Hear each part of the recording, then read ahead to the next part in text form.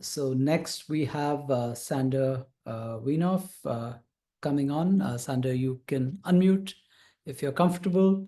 Yes. I've seen some of the work you've done on LinkedIn. It's pretty amazing. I've seen some of the real-time AI stuff you've done with some Snapchat filters. Big fan of your work, and I think you're here to present a speech on wearing virtual fashion for real. So you have the floor now. That's You're right. 5 minutes early. If you're comfortable, you can go ahead and screen share. Yes, let's do that. I will share my my keynote presentation. Thanks for the introduction, and let me. I will.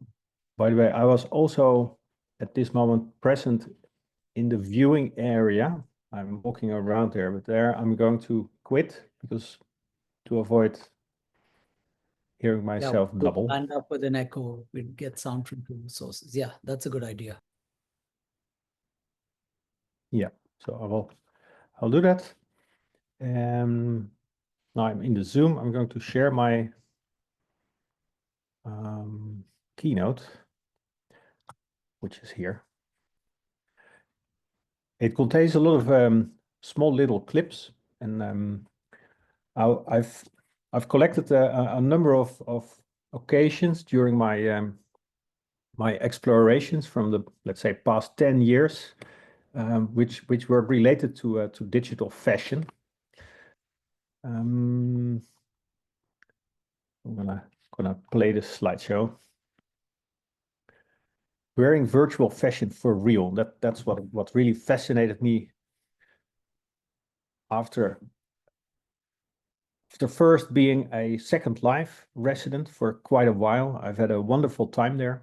This is me in some manifestation. I have, of course, looked differently and at times, but this is me. I love Second Life. It was really a great time to be there with a lot of friends and amazing parties.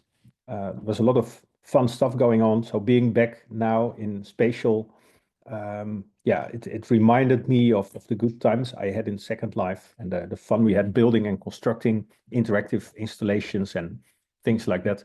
Unfortunately, the world of Second Life is now really desolated. There's not much activity going on anymore.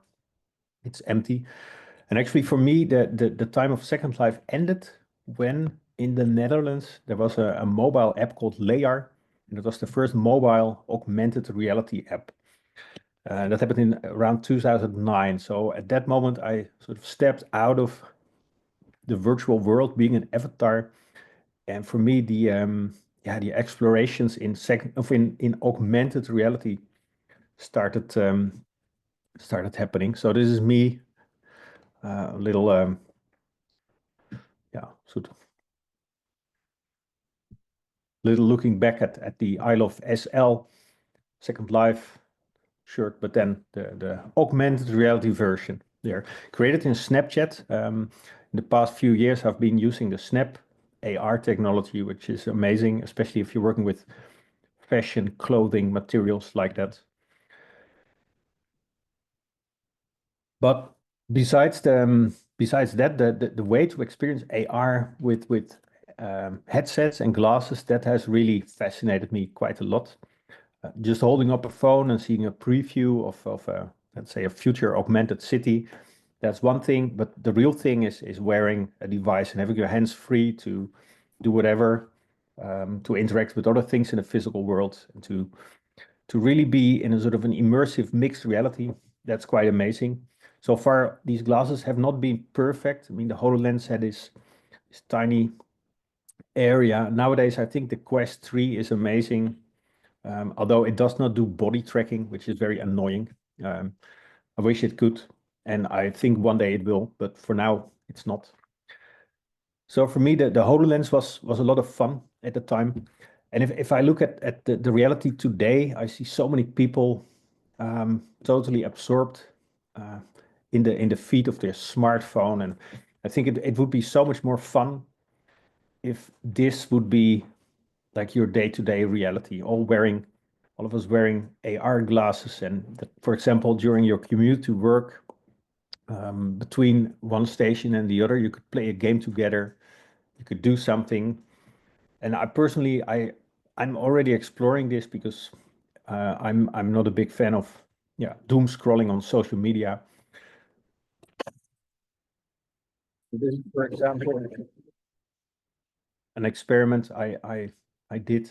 Unfortunately, not many people are wearing these glasses yet. This was an idea to create a game where objects could move up the escalator and down again. But yeah, as I said, there's not many people yet wearing these devices. But I am, and especially in public spaces, there are some things to consider. For example, what happens when other people are there and they're in your image. We were talking about digital fashion, but yeah, that means that if you look around, people in front of you could be wearing something, but what are they wearing? In this case, I'm just giving them an outfit to wear. You know, when I'm standing somewhere waiting for a bus, people in front of me can perform the triadisch ballet because I modeled these 3D outfits.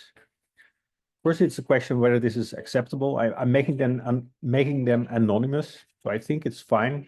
But still, there's a certain boundary when, yeah, to what extent this is okay or not.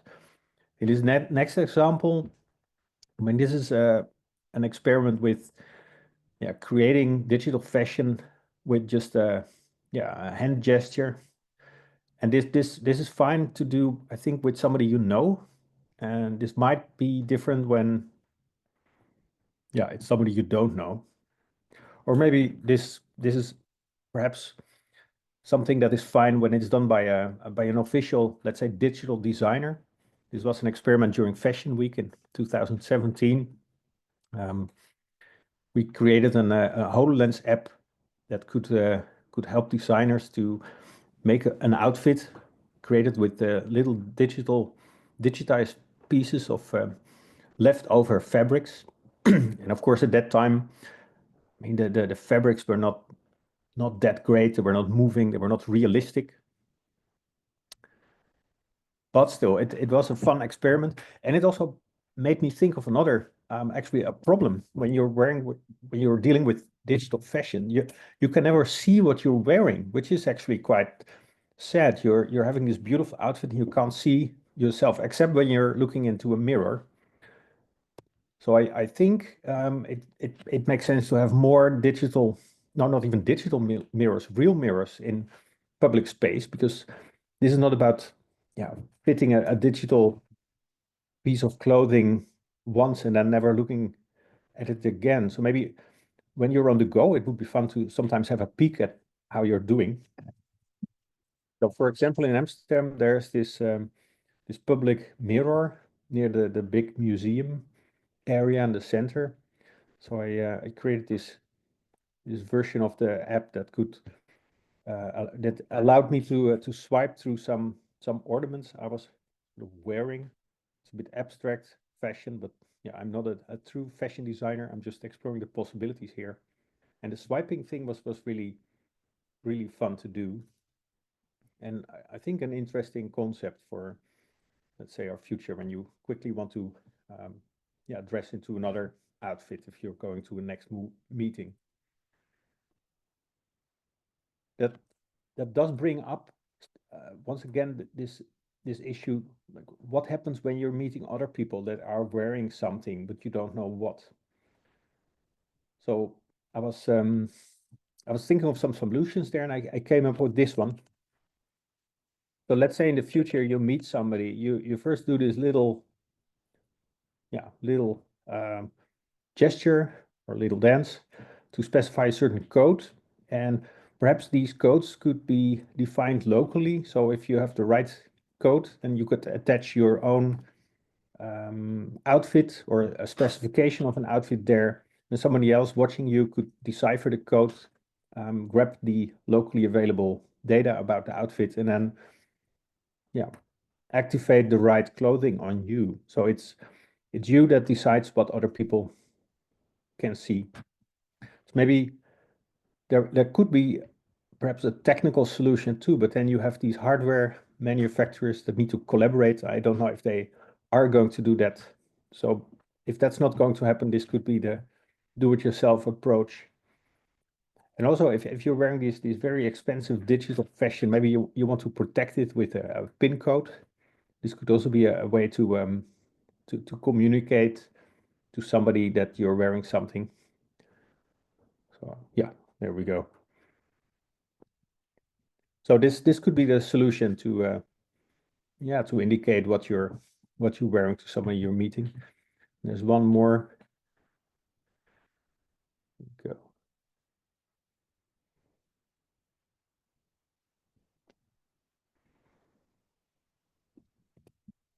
Yeah. So people with different devices from different manufacturers could be using these solutions, but actually it does not seem to go that way.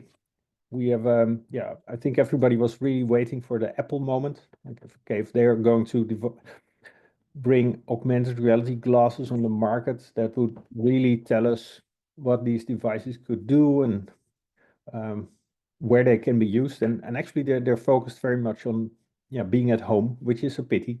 I think AR in the real world is fun. And yeah, you need a different device to do that, not this so much.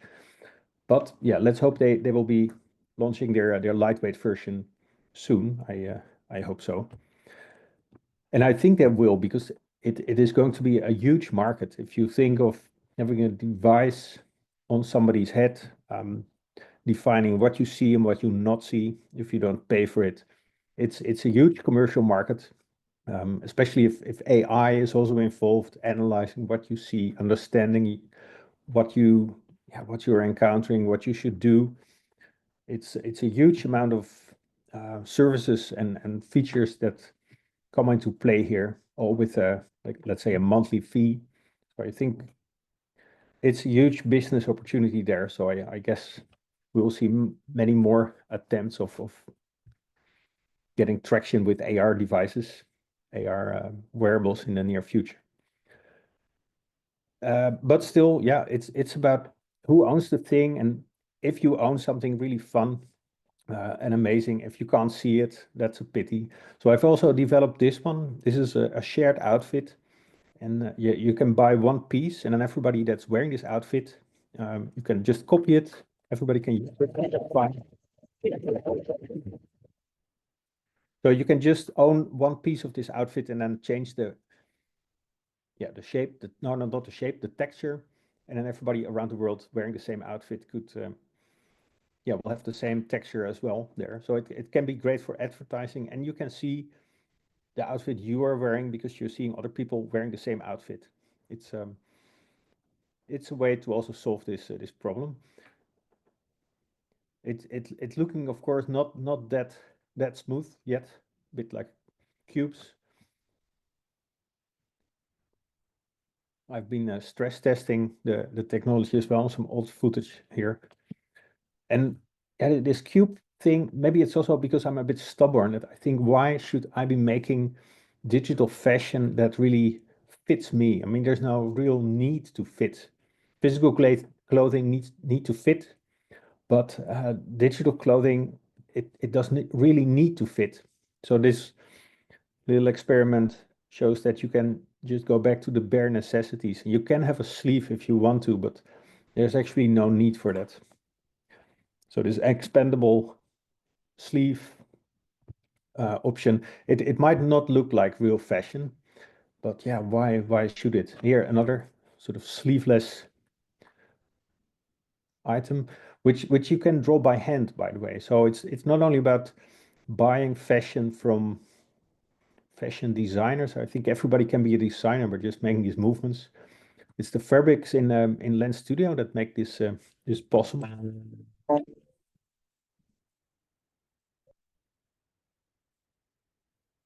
Yeah, when I'm working on stuff, I always explore without really knowing where it's going. So I also wanted to make an outfit you can wear together. So this is a duo outfit. And yeah, there's also this interactive effect. It changes color when you're close together. So it's a great outfit to wear when you're dancing tango. Not that you know that something is happening to you, but other people that watch you, or if you have a screen projection, you can see yourself wearing it. So yeah, going less, yeah, more abstract.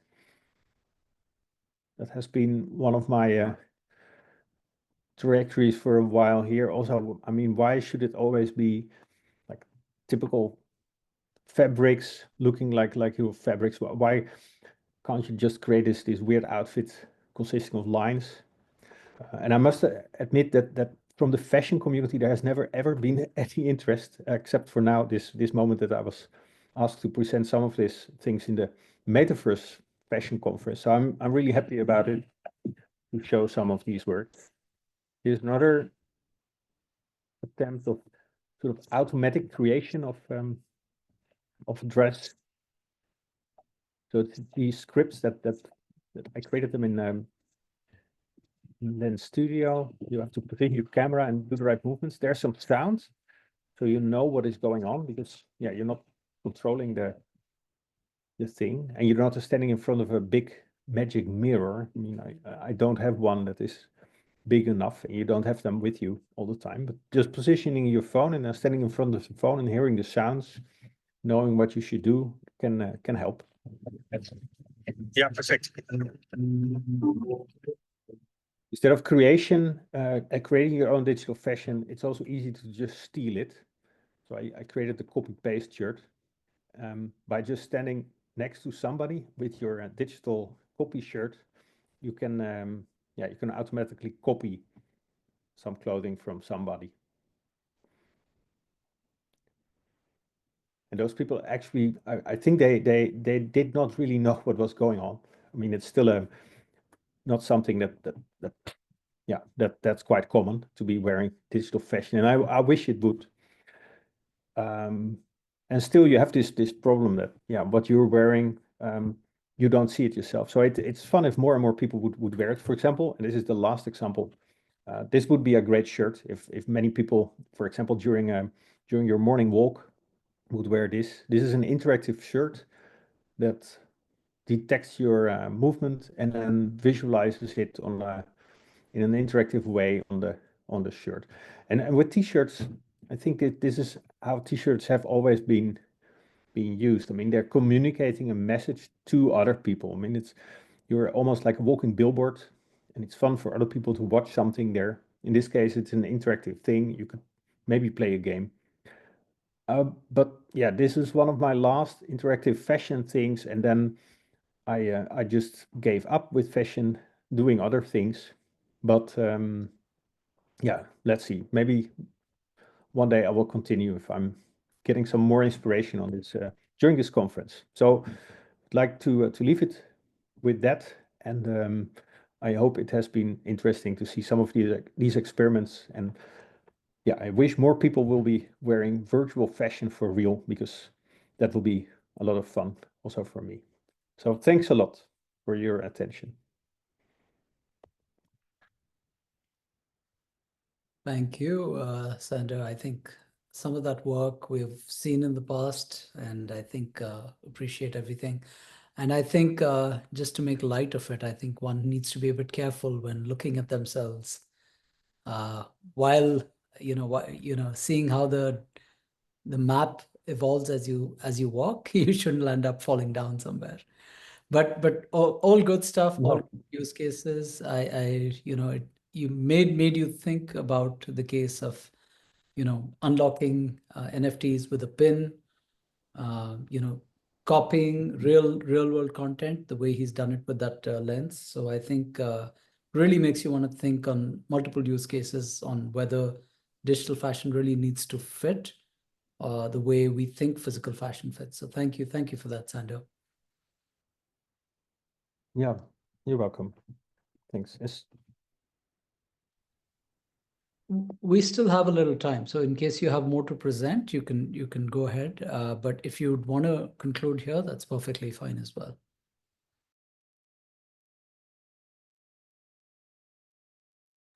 You're on mute.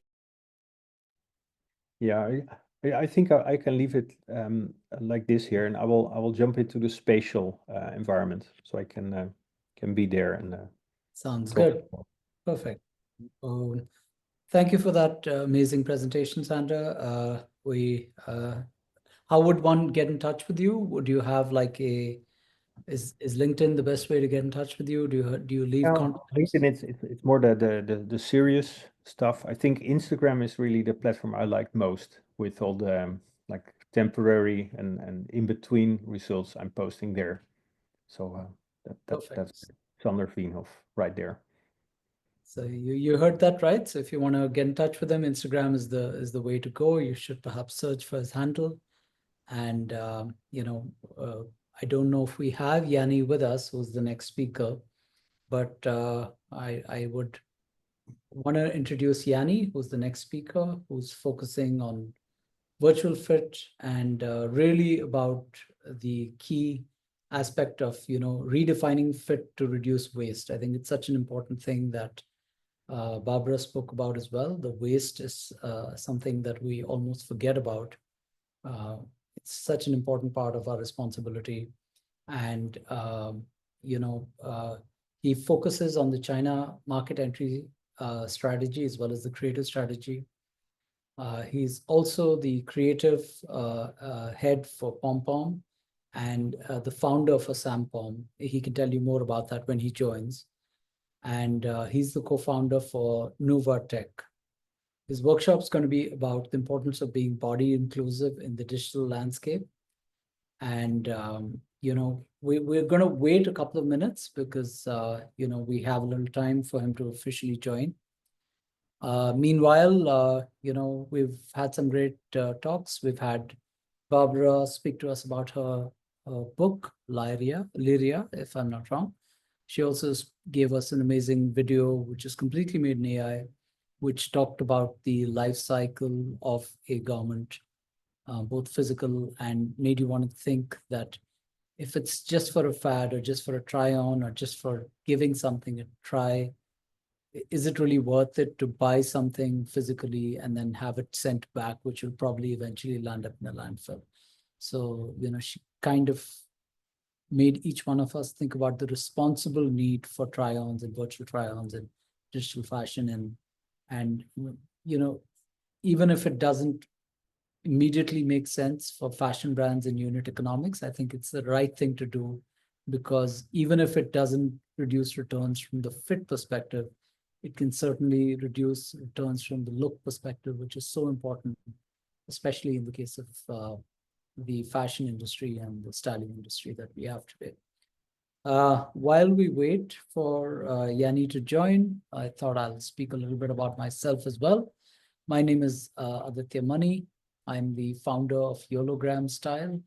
We're a digital fashion app where we kind of mix the worlds of both e-commerce as well as fashion, as well as gaming. So what we do is we don't just stop at try-ons.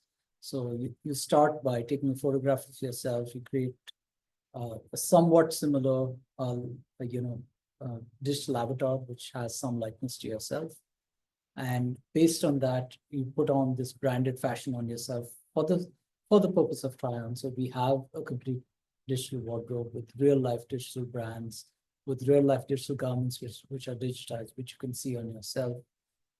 Spawn yourself in AR, create all these AR experiences, and we have a host of AR experiences that you can break into.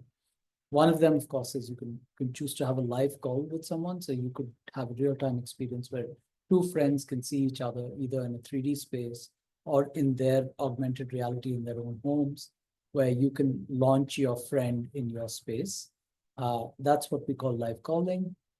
We also have a pulse feature, which is really about creating, giving a pulse to your digital identity. So, we enable you to train your digital avatar to speak like you. You feed it to your social credentials, or you could use it for a brand. So brands typically want, say, their influencers or the brand ambassadors or their senior executives to be present at different kinds of events or different kinds of places. So you can transport the avatar of that senior executive, and then they can speak, on brand, completely on brand. So the way they're trained is the way we feed in information. So that's what we call Pulse, which is our digital avatar solution, which could either be a full screen solution, it could be a VR solution, depending on what kind of activations the brand wants to do. And it's completely trained on the way you do the training for the LLM. All of this is in real time. It's a voice interface where you can talk to the brand ambassador. Then we have experiences such as immersing yourself inside games. So it's one click, and then you go into these various games. So we had the India Game Show last year in 2024, where everyone came up to the booth, they photographed themselves, dressed themselves up in their favorite fashion, and they were in a street style running game, which is very similar to Subway Surfer, and they really enjoyed seeing themselves inside the game and playing with it. This year we had a two-player experience, which again gave, we collaborated with a streetwear brand, and we got the streetwear clothing physically present in the booth, and consumers could come, create avatars of themselves, dress themselves up in that streetwear brand, and go into a street fight. So we created a Street Fighter game called Street Style Clash, where it was controller based. People would have fun. It was a button smash game. And more than that, it was so immersive to see yourself in it, to see yourself getting beaten up, or to see yourself attacking the other person. So it just gave that level of immersion, which helped connect better with your avatar. And then, of course, we've got other, we've got the typical use cases like, sharing content to social media, creating visuals for, fashion shows. We recently did a fashion show in the Middle East where the physical model was walking, wearing the brand's clothing. So the brand was a brand called Not So Serious by an Indian designer called Pallavi Mohan. And the physical models were wearing the physical clothing while the storytelling and the digital models were present in the background on the big screen. So rather than just having abstract content showing up on the big screen, we actually had the entire storytelling done in such a way which is not distracting, which is not taking you away from what the brand wants you to see on the physical model, but at the same time complementing the entire experience. So that's a little bit about our application. It's called Yologram. We're really trying to merge the world of gaming with the world of e-commerce. I know that's a large statement to make, but we believe there are a lot of people who are, it's not just that the social media shoppers or the e-commerce shoppers do not enjoy and experience gaming. And it's not that the gamers out there do not interact with e-commerce and they do not interact with social media. So we said, why can't these worlds coincide? And why can't you have an experience where you go to an app, share something on social media, and use that same avatar or version of yourself and walk into a game? So that's what we're building. Hopefully, if we do get a chance, I would like to showcase what we're doing on on this platform that we have, which is the wonderful Fashion Metaverse Conference, where Isola has given us all a great chance to speak. And we do plan to present this next Friday on 21st. Hopefully, we do get a slot and would break. And we did request some of our viewers to enjoy the space that we have in Spatial. So are you comfortable to screen share right now, or do you still need a couple of minutes? No, I can screen share right now. Just let me hear it. Yeah, let's try it. Let's test it first. Do you guys see the screen? Sounds good. So once again, everyone, we have Yanni Jansen with us, the virtual fit tech specialist. She's focusing on redefining fit more from a perspective of reducing waste. She focuses on China market entry and creative strategy, creative head for PomPom and Sampom. And she's the co-founder for Novatech, and Yanni, you have the floor. I'm going to cut my video. Please go ahead and present. Okay, thank you, Aditya, for this wonderful introduction. And I'd also like to thank Isola and the Metaverse Fashion Conference for, hosting this. And I'm really excited today to talk about body inclusivity in the digital landscape. I do think it's a topic that's a bit underestimated today. And before I start, I know that most of you guys are on mute, but you can also ask yourself this, when we talk about body inclusivity and we shop, I have three questions I'd like to ask you before starting this is, have you ever tried on clothes in your own usual size, but only to realize that they don't fit because every brand sizes differently? The second question is, how many times have you loved an item online, but you hesitated to buy it really because you weren't sure if it would fit your actual body shape, right? And the third question before we start is, who here has felt like fashion was just, not made for their own body type? So I do believe that some of you guys might have been able to relate to some of these problems, especially for non-standardized fits. But today with the technology and all the brands out there and the media and everything, why is fashion still struggling with body inclusivity in the digital age? Why is this? And I think it's really also going back to look a bit about the history and the evolution of where we came from. It's really from dictating the beauty standards with brands to embracing slowly diversity.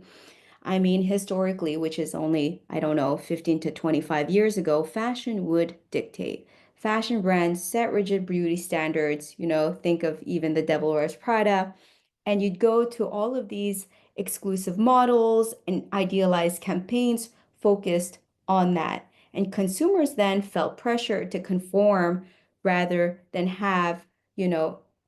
they felt pressure to conform rather than brands catering to real bodies. Slowly in 2016, 17, there created a cultural mindset shift, the rise of, body positivity and inclusivity movements, consumers finally evolving and demanding authentic representations of themselves and seeking for products that fit them and not that they need to fit into. That resulted in brands actually facing major backlashes, not only for limited sizing ranges, but also unrealistic imagery. And one of the most notorious ones was Victoria's Secrets, where they launched the perfect body campaign of you being have to be merged into this perfect fit. And in 2018, the Victoria's Secret show plummeted with the lowest ratings and views ever, with only 3.3 million compared to 12 million in its previous years. And one of the key reasons is that the CMO officially stated, we're never going to have transgendered or plus size models or LGBTQ because that's really not part of our fantasy. Now, this is really a proof that narrow beauty ideals don't work anymore. Engagement today does equal revenue. Who is doing this though? Who is more of a pioneer in these industry standards, new industry standards? We see that pioneers, for example, like Savage and Fenty are doing this. Their slogan is sexy for everyone. So they're having different sizing representation. They started with offering sizes from XS to 4XL for lingerie. They're also some of the first to showcase real community-led campaigns with real bodies, casting models with disabilities, plus size, LGBTQ, and various ethnicities and skin colors. This led to a marketing based on inclusivity, ditching unrealistic body standards and focusing on self-confidence and self-expression. The runway show also was a reflection of this, like bold, unapologetic, and also remaining true to Rihanna's key persona and her values. What's the impact is that today this brand is one of the fastest growing lingerie in the US and also the world with over $1 billion in valuation. It also positively paved the way for size inclusive and body positive brands. Another one that led this right after is the Skims approach. Their slogan is fashion for everybody, and they're focusing more on a diverse body shape and comfort. They are using realistic model and looking for a huge range of size expansion, going from XXSS to for triple XL. And the marketing emphasizes fit for all rather than having this aspirational ideal. And today the impact is it has a valuation of $4 billion. This really proves demand for body first fashion, and that other brands are really forced to rebrand and to follow, for example, Victoria's Secret and Zara's expansion of size and cases. We're also seeing body inclusivity appear more important in all areas and different assets. For example, gaming. We are forecasting to see more plus sizes in games for this year, 2025, represented. So we can agree maybe that body inclusivity is not a trend, but it's really a new industry standard. But why is this still struggling? Why are we still struggling? Well, inclusivity is the trend, but now diverse challenges are also coming. Even if we think about fit, 75% of returns are due to the actual wrong fit or size. How does that translate from an economic point of view? Well, it leads to a $165 billion fit problem in 2024, and it's forecasted to increase. So, when we consider these challenges, let's consider it from two aspects. Let's look at it from the consumer's challenge. I mean, looking at non-standard body types, but the average also consumer in general. First, it's the limited accessibility in retail. This is creating a huge snowball effect. I mean, many retailers are stocking extended sizes only online. That can be due to the limited retail space, or it can be due to their branding / perception of how they want to be seen. Nevertheless, it's forcing these types of customers to shop digitally without trying it on. This then turns to the then turn to the internet for more options, which leads to even more returns, creating higher costs for the planet or the brands. The average return cost for brands is usually anywhere from 6 to 10 euros. This can really accumulate if we stack up everything. The average estimated return rate is 40%, 35 to 40%, but this actually increases by 15 to 20% for non-standard fit size, and it's even higher when we talk about dresses and jeans category. The second one is the different sizing options or the charts available. This is so messy. I mean, diverse sizing charts per brand, per region, per manufacturers, it's all different. And even within the same brand, you can have different sizing charts because the factories are different across the countries. So inconsistent sizing across brands does make online shopping confusing, and it does increase the return rates. What about the brand challenges, though? I do believe that brands do want to be more body inclusive, but there are major challenges, especially today, for them to do this. Let's look at it from the economic barriers to scaling the body inclusivity. For example, higher cost does equal higher pricing. Inclusivity requires, or inclusive sizes requires more SKUs because they need to also account to more diverse proportions and bodies and the sizes. They also lead to more inventory, which leads to more research and development and production costs. Usually small brands can't afford to expand inclusive offerings due to low margin, but also that from the supply chain models, most legacy factories don't even accommodate diverse sizing. And if they had to accommodate diverse sizing, that would lead for them to have a major transformational shift in the way they operate, leading to even more higher costs. There's also very gray line between bespoke and mass production. Many brands do charge more for plus size or custom fit clothing, creating a major price gap, right? Now, mass customization or body inclusivity size, this is possible, or made to measure is possible. It's ideal, but it's just an idea. It's not scalable without the help of AI and automation. So consumers are expecting a fair pricing, but brands struggle to balance between affordability and profitability, creating kind of this gap and this tension. Also, returns on inclusive sizing, like I said previously, often have higher return rates, making retailers much more hesitant to expand. And the macroeconomic environment for the fashion business, especially last year and this year, is very unstable. And we see this even through what happened this year during Fashion Week. Opportunities for plus size models in fashion are disappearing at an alarming rate. During the spring summer 2020, there were around 86 plus size models walking the runway in all major four cities. That was accounted by 2.8% of all the models. This year, it led to 0.8% only. And this is also because fashion is going back maybe to a more conservative and safe approach given the current times. So my question is, can technology really be a game changer? Or how can virtual try-ons enhance the experience for both consumers and the brands?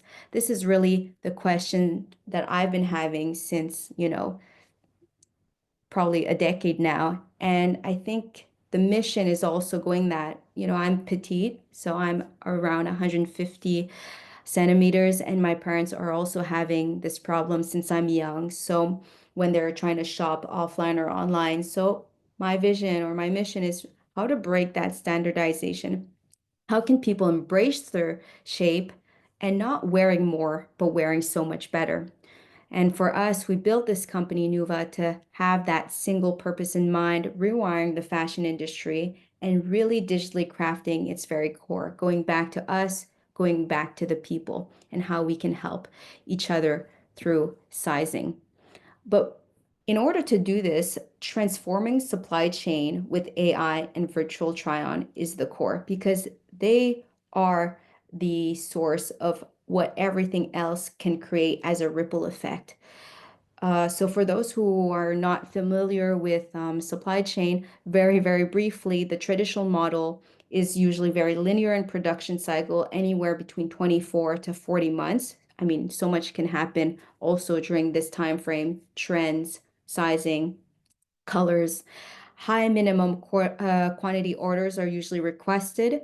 Inflexible sizing is based on also outdated body standards, usually very Eurocentric, with less than 1% of all the items sold and in production actually even recycled, according to Ellen MacArthur. Now, the new model that we'd like to aim for is the AI-powered model, which is real-time size adjustments. So AI-driven size to reduce the fit errors, dynamic inventory planning. So AI would forecast the demand, reducing dead stock, and that would be based on the previous cases and the try-ons that are actually happening, and synchronized production. Brands produce only what's needed, and this is also inspired by Finesse's adaptive production model, but we're also seeing Alibaba was trying this in Hangzhou even in 2018 in their factories. So these are things that are happening, but how can virtual try-ons really help? So right now, VTOs do allow customers to try on clothes digitally. They enhance the online shopping experience and they do address the fit issues, but it's a fairly new technology. So the industry adopters are mostly right now, that what I see anyways, are fast fashion retailers like Marks and Spencer's, Walmart, who just bought Zeek, and Topshop, who are embracing digital fashion / virtual avatars to streamline wholesale or to streamline the back end operations. Slower movers we saw are a bit more in luxury. Labels like Balmain, OTB Group, and Loro Piana are opting for this. However, it's a bit slower due to technical limitations in the poly effects. So what about this fitter solution? Virtual fit technology for everyone in order to enhance cross-function collaboration along the value chain for users and for brands. This is what we'd like to aim to do, finding items that fit the body shape, reduce the size confusion, increase certainty with better purchasing decision, and even being able to explore your own mix and match style discovery. For brands, of course, it's to boost conversion, upsell, creating smarter databases, creating scalability, and reducing that overproduction. So this is a demo that I'd like to share with you guys today. This is Shirley. She's just, at home taking a photo of herself. She has, front and profile. She insert her name and her height. And there you have her avatar that is fully rigged, bust, waist, hip, and circumference. And she's able through API integration to find her own items that she prefers. For example, this tracksuit, she can use small, medium, or large and understand through heat map technology if she prefers a, centered fit, loose fit, tight fit, etc., which should also reduce the margin of error from her side. So this is just another example. This is the actual back end. So this is the actual fit, what it would actually look like if you choose, for example, size small, size medium, or dresses in order to reduce that margin of error.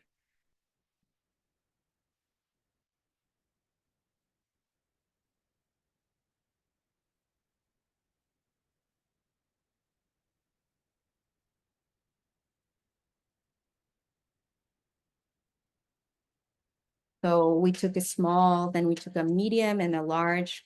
So this is just for you guys to see a bit more very fast some of our demos that we've been doing already with brands. Yeah. And I can share more of this with you, of course, later. So yeah, just to recap, before, it's buy on, try with high returns, a lot of uncertainty from the customers. Now we're trying on, having that body adaptability, having a better purchase certainty to lower the returns.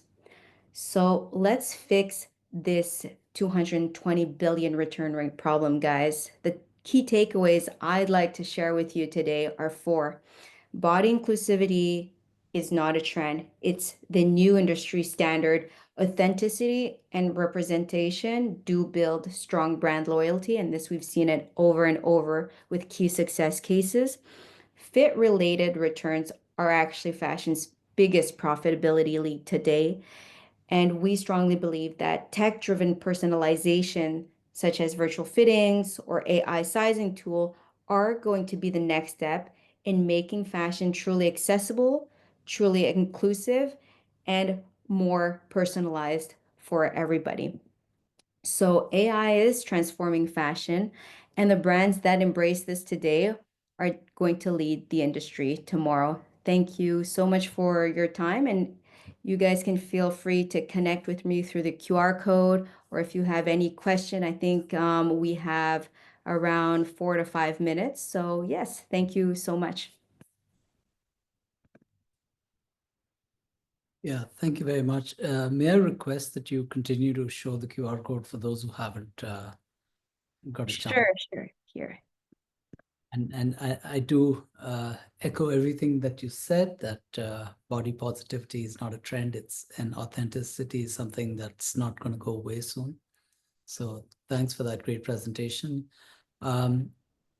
Nuva typically, how do they collaborate? Do they collaborate with brands or influencers or? Yeah, that's a great.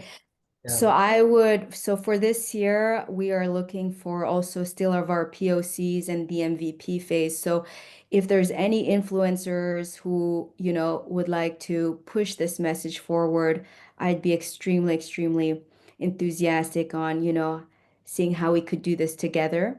we are looking for small, medium-sized brands in order to test this even more out. And we are going to launch at Viva Tech again this May to really focus on building it commercially. But here for these couple of months, still on the POC phase. Yeah. Yeah. So we built a tech called Yologram. So we do conversion of the photograph to a 3D avatar, then fitting of clothing, branded clothing, all of that.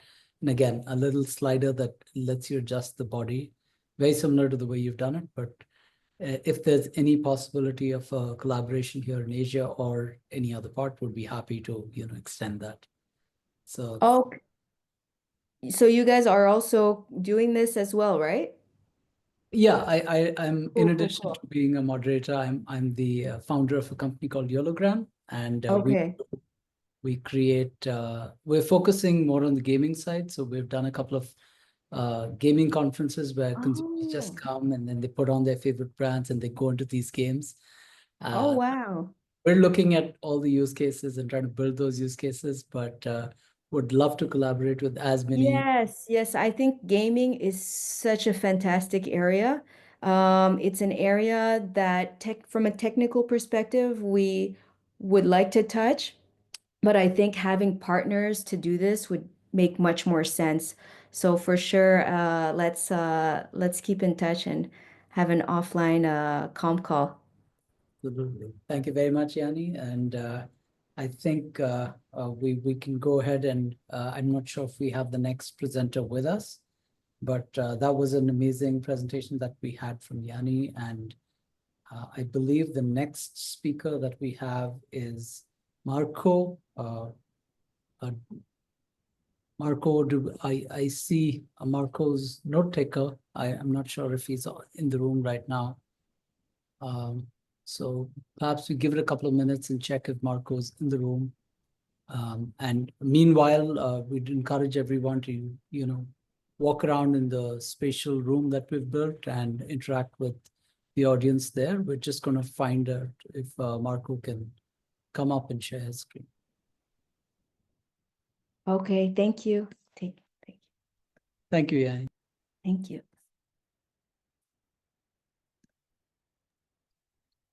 All right, I just heard that Marco is on his way to the stage. We already have his note taker taking notes for him before he's here. So I see Marco. Hi, Marco. Great to see you here. Hi, here I am. Do you see and listen, hear me? Yes, we hear you and we see you. I'm just going to start with a very, very small introduction about the work you've done. So you're the founder of Metagate in Milan, and you're going to be talking about mixed reality and fashion and image tracking coming to headsets. So this should be really interesting. Thank you very much, Marco. So whenever comfortable, you can screen share and go ahead and present what you have. Oh, well,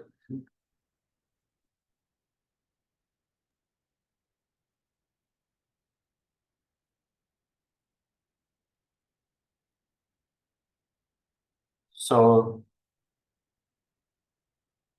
do you hear me? I hope so. I see me in. Yeah, we can hear you. We Okay. can hear you. It's also being relayed to spatial, so a lot of people can hear you in our spatial. Yeah, I see me on LinkedIn now. So I want to thank you to invite me for sure. And Isola, for sure. It's always a pleasure to collaborate with you. And I'm Marco, and I'm the founder of Metagate. We are really focused on developing in mixed reality.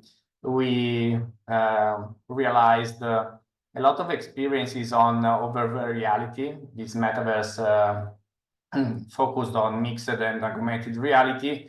And we did a lot of experiences also with Isola and others among you.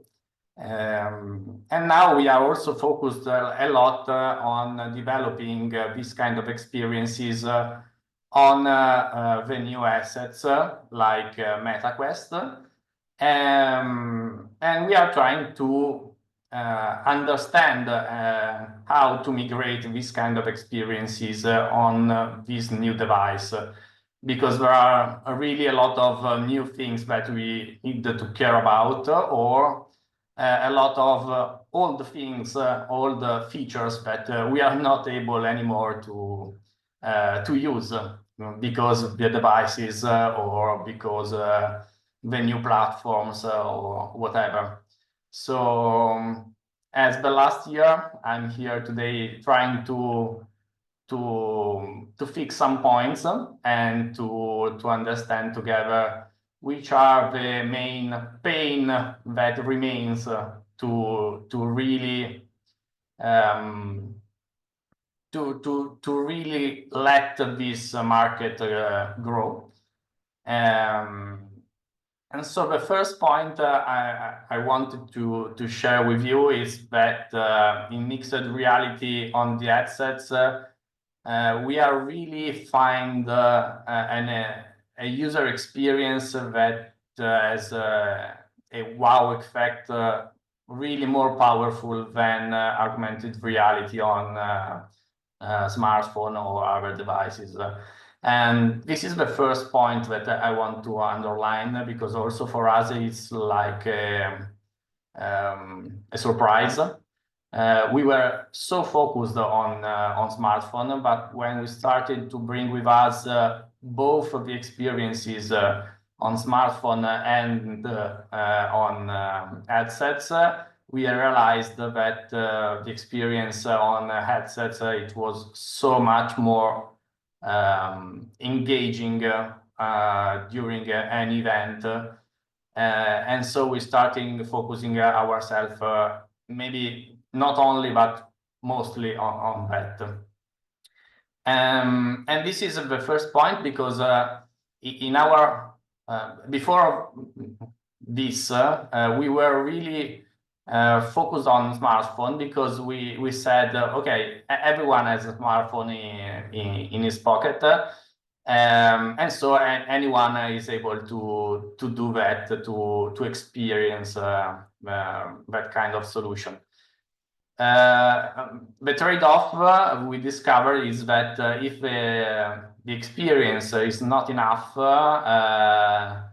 can be a problem. And so we really appreciate this new kind of device, because allows us to create experiences that are really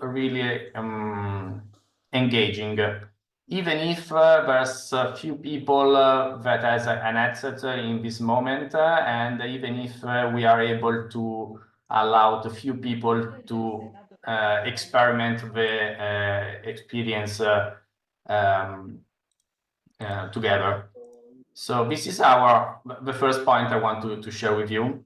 The second point that is really related to fashion, I think, because it's something that I discuss with some of you too, is that the headsets are not the smartphone in this moment, are not the computer, and they are not so powerful as these two kind of devices. So in this moment we have some limitations, even more than before, about the quality and the hyper-realistic assets that we can integrate in our experiences. And so we are really more focused in this moment on the interactions that we can create and the gamification that we can bring inside this kind of experiences. Then not the quality, but the details that we can add to our models.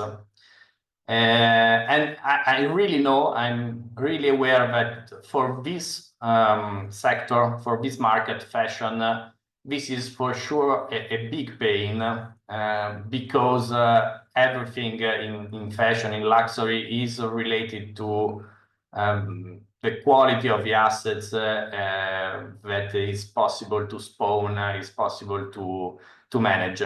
So the first point I want to share with you is that in this moment, we can start again experiment this kind of experiences and this kind of interactions, but we really hope and we are really sure that in the near future we will have much more powerful devices that will be able to use the assets that you already have, because we know that a lot of people among you has amazing piece of art, work art about fashion, but it's really difficult to manage and use them in mixed reality experiences.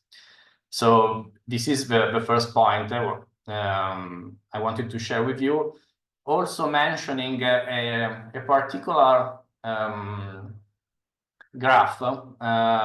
Maybe I don't know if anyone of you knows. It's a theory that is called Uncanny Valley, that says that if you are not able to use really realistic, hyper-realistic assets, and you go near to them, not hyper-realistic, but something near of them, it could be really disappointing for the final user. So this theory says that in this moment could be more useful to use low poly assets than really a realistic one. I really suggest you to watch this kind of graph, Uncanny Valley, because it's something that helps really a lot of us to speak with our clients, to make them understand what this means for the final users. So this is our suggestion, in order also to speak with someone that is less used to this kind of experiences or word or languages. There's another thing that I want to mention you, that in our opinion is going to change really a lot of things in mixed reality, and also about fashion, because we know that image tracking, maybe you know, on the headsets in this moment it's blocked. We are not able to access to camera APIs data, and this means we are not able to scan a QR code, scan a logo, to make appear something in space related to something in the real world. And this means that also it's really difficult for us to track a suit, a wearable on a physical body. And so we can maybe understand or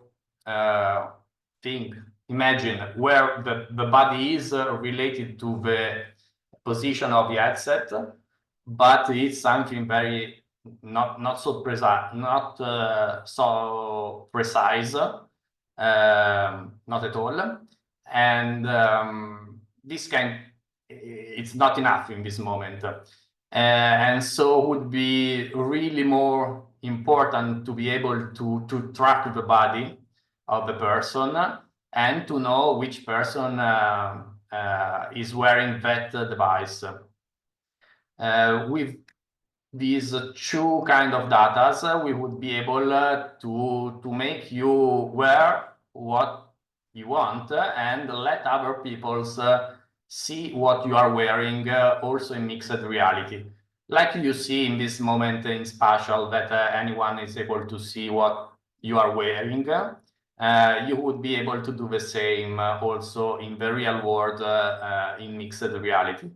And I think this could be really important for this market and can change a lot. Also because in multiplayer we are already able to see other people and what they are doing in Mixed. And so you can record, you can make a photo, you can do a lot of things also with the others in a collaborative way. And if you are able to see what the other person is wearing as a digital wear, could be really powerful. And the image tracking combined with the multiplayer features could also allow us to see multiple people together wearing different wearables.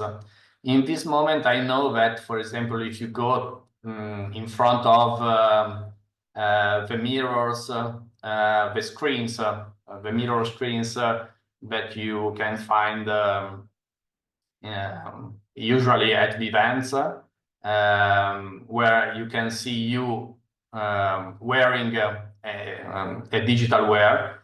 The pain in that case is that if two people are in front of that screen, it's very difficult for the software to understand who is wearing what. But if we have image tracking on the headset combined to the multiplayer feature, we would be able to understand who is wearing what.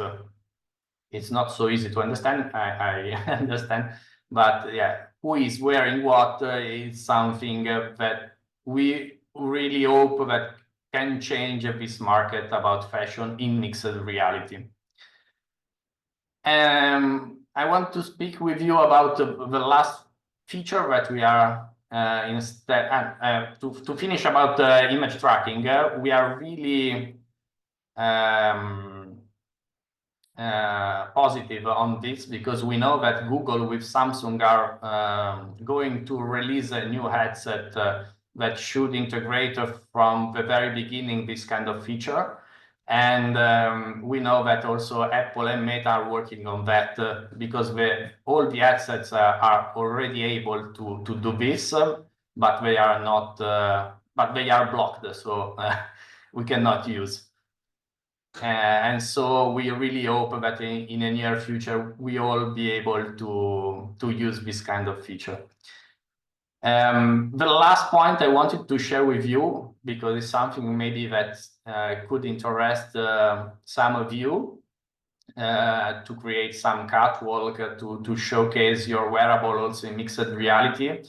As Metagate, we have just developed a private app in order to be able to showcase images, videos, and a 3D model from a Google Drive. So you are able to upload your models, your 3D assets, also with one animation in this moment, in a Google Drive, linked to the app, and so you will find your assets directly in mixed reality. And this is quite powerful because allow you to use this mixed reality. That is something that is not so used in this moment.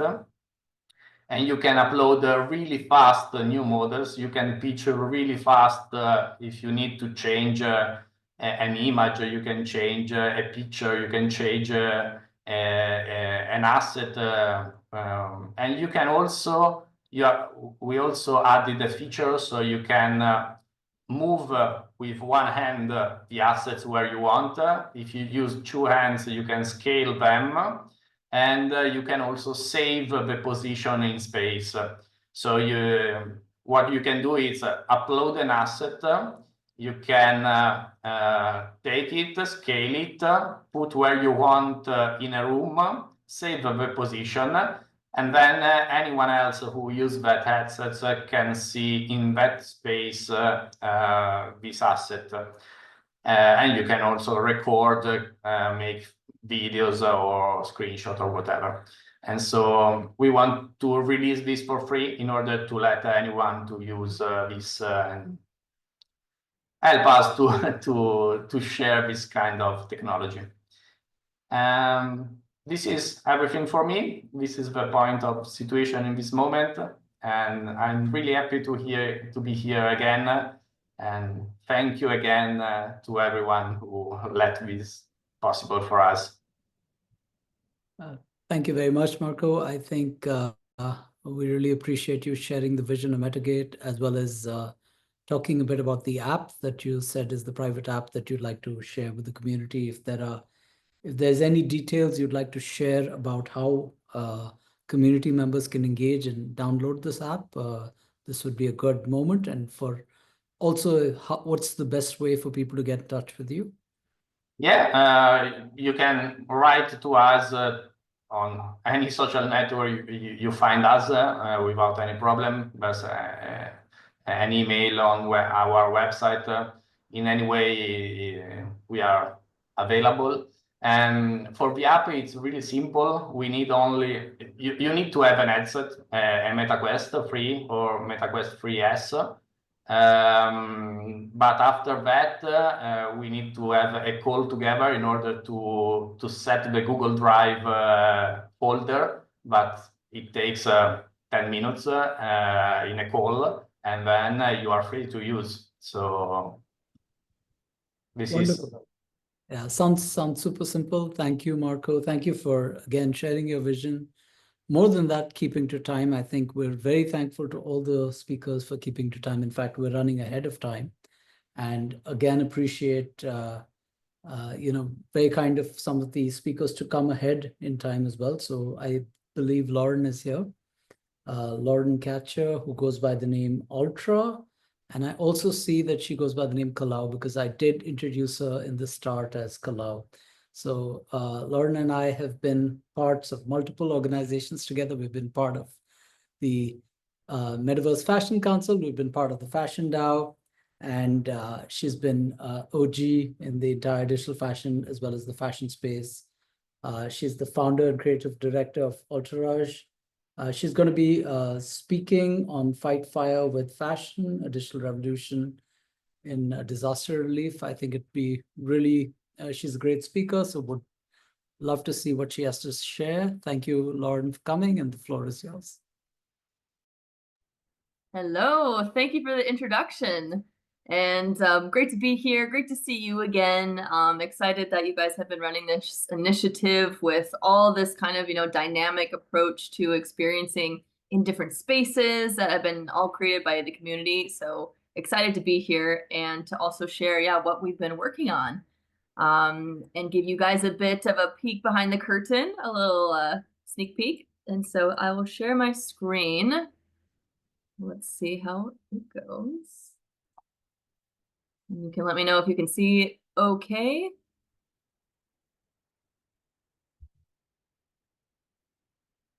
Yep, we see it. You see? Perfect. All right, well, I'll get started. So thank you, Edson, for the introduction. And yes, we have been in the same circles for a while now. So it's great to hear how you guys have been doing, that the space is still growing. I know we've been through, so many ups and downs, so many hype cycles. And so for us, it's interesting to see what lasts, what sticks, and what really can be a long-term solution through innovation. So I'm Lauren. I go by Ultra. I have changed to Ultra recently. It's a rebrand because life is all about evolution. And so my background is as a fashion designer. I've been in the fashion industry for the past 15 years, living in New York, London, and Paris. And so I have always been working on the side of innovation in fashion, whether that's around digital or sustainability. Some of my previous clients include Saint Laurent and in the Kering Group, as well as Loewe from LVMH. And during COVID is when I got really deep into Web3 to figure out basically how do we use this technology to solve some of the problems and the challenges that we have in the fashion industry, whether that's around waste or it's around how we interact with each other in teams, or about how do we consume products in order to be more positive for people and planet. So that's really our mission at Entourage. That is the reason that I founded the label, is to experiment and provide new solutions, not only for us as a brand, but for the industry as a whole. So that is what brought us to this initiative.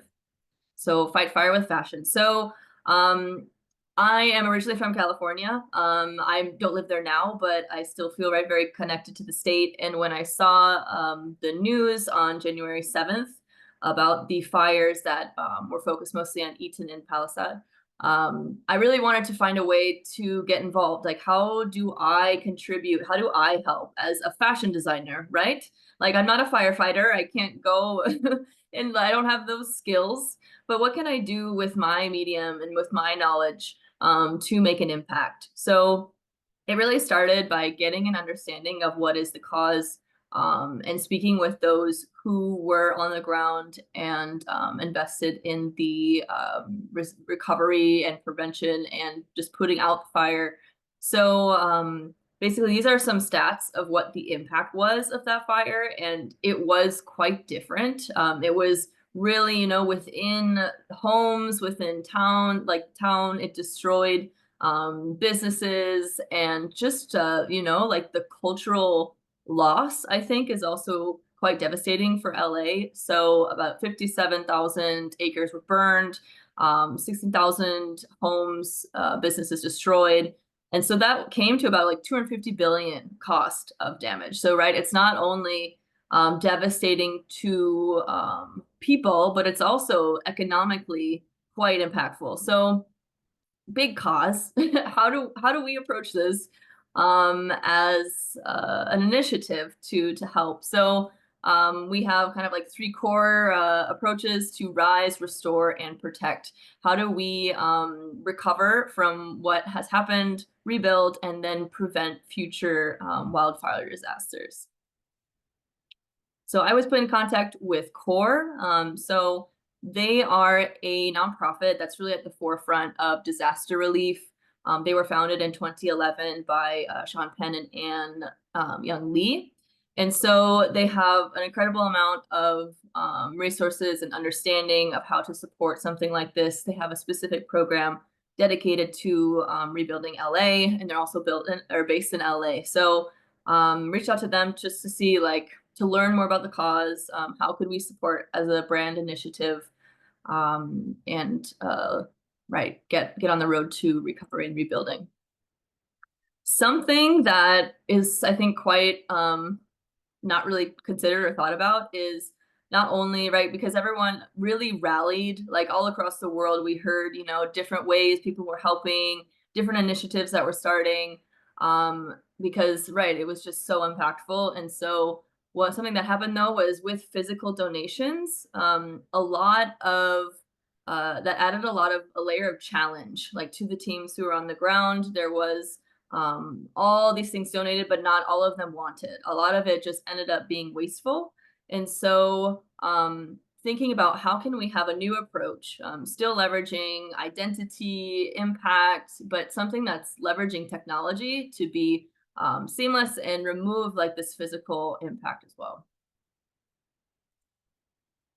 So this is what led us to start Fight Fire with Fashion. So it's a totally digital initiative to support the LA wildfire recovery.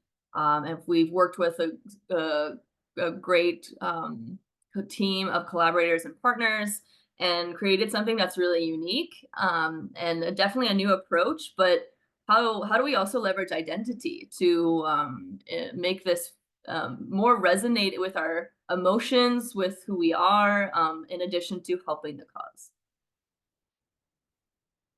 So a bit about Entourage. So we began in 2019, really early on the scene. And, you know, like, it sounds great to be early, but it sometimes isn't. I think people here can resonate with that. Just, yeah, testing and learning, trying out different technologies, whether that's from augmented reality, like the earrings that we have here. These were the first wearable NFT earrings that we launched with Jevels, when we're also featured in New York Times. And as well as having these different approaches in identity, whether that is kind of this layered approach of how do you combine the physical, the augmented, and the virtual.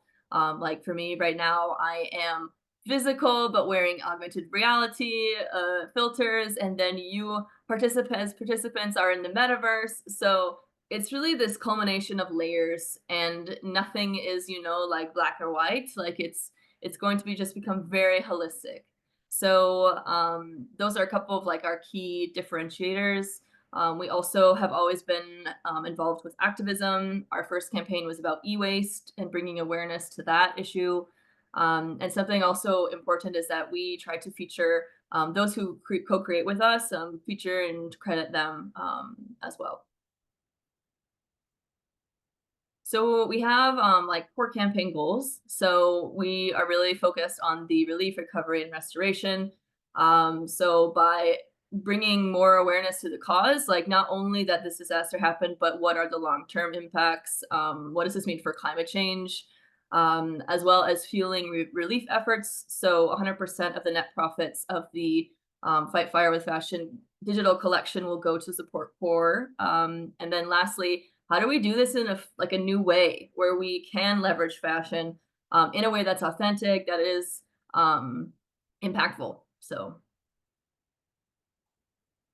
these are a few of our campaign partners. They've been co-creators, they have been supporters, and so soon we will be officially launching on March 20th with a series of activations, and they have been incredibly supportive.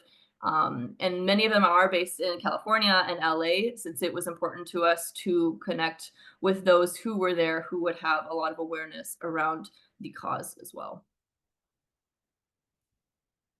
So a bit on what is to come. So one campaign, many things and fun parts included into it and ways to get involved. So I'll share more about that, as well as several event activations on how to interact with what we've created and share and learn the message. 8 partners, and then as well as an educational portion around community challenges and learning from expert panelists on the topic.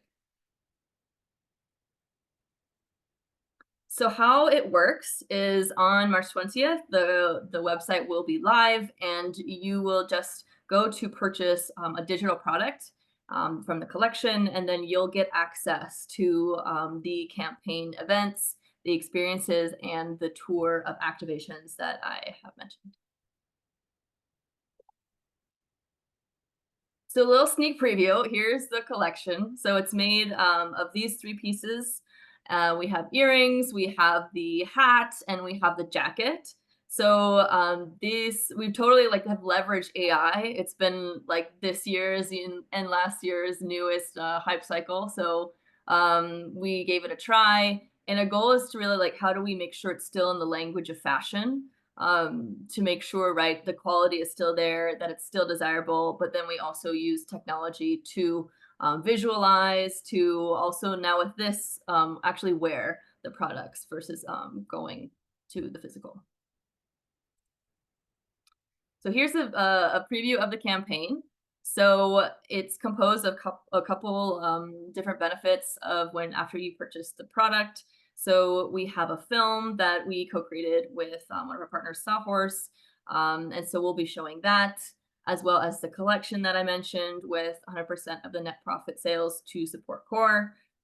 We also have been experimenting with AI, not only as to create it, but also to get dressed in the products. So that's also coming soon. And as well, we work with Giovanna Teresa from Fantastic 3D Fashion to create many of the assets, including these AR filters. And so not only the different products that are within the campaign, we have a full experience with a long-term goal of how do we do this authentically in an engaging way. So we have several hybrid events coming up, as well as a co-created metaverse space, co-created with Pixel Canvas and Hive, as well as some community challenges to learn more about the cause and the process, as well as some panels coming up. So this is the tour. So as of now, we have 4 events confirmed, including this one. This is our teaser, our announcement. And then next week we'll be officially presenting during LA Fashion Week the different parts of the campaign, as well as a interactive event hosted by Pixel Canvas on March 21st. And then on April 21st, we'll be co-hosting a event with Hive about on Earth Day. So that one will be a more panel-based, more educational approach. So how to get involved? So we've set up a really interesting, innovative opportunity to bring more awareness to this cause and leverage identity. And so we have a couple of different ways to get involved, whether that is through sponsorship. So we provide also the opportunity to share your brand across our tour. It's very collaborative in a sense that we show our partners' brand and logo at our events as well. So that's one option. Another is to get in contact if you are interested to co-host an event on the tour schedule. So we have those 4 events coming up next, but if you also would like to share this message with your community, we can also discuss that kind of like co-creation of an event. And lastly would be the collection. So purchasing to access these different capabilities with wearing and share on socials to get the message and the movement of the word out. So I'm almost done. I don't know how it is on timing, but this is our first challenge. So we are looking now for Fight Fire with Fashion ambassadors. Obviously those who feel connected to fashion, to tech, to this cause, to activism. So there's just a couple of steps. You can go ahead and scan the QR code, which I haven't tested, so I really hope it works. Scan it, and so that will lead you to the hat filter on Snapchat, and capture your opinion wearing via video or image, and post on Snap or Instagram, tagging us on Snapchat at Entourage Label or Instagram at Entourage Official, and drop that hashtag FFWF. And we'll be looking through and picking our favorites to become part of the first cohort of ambassadors, featuring you in our campaign press materials and getting exclusive access to our tour and events.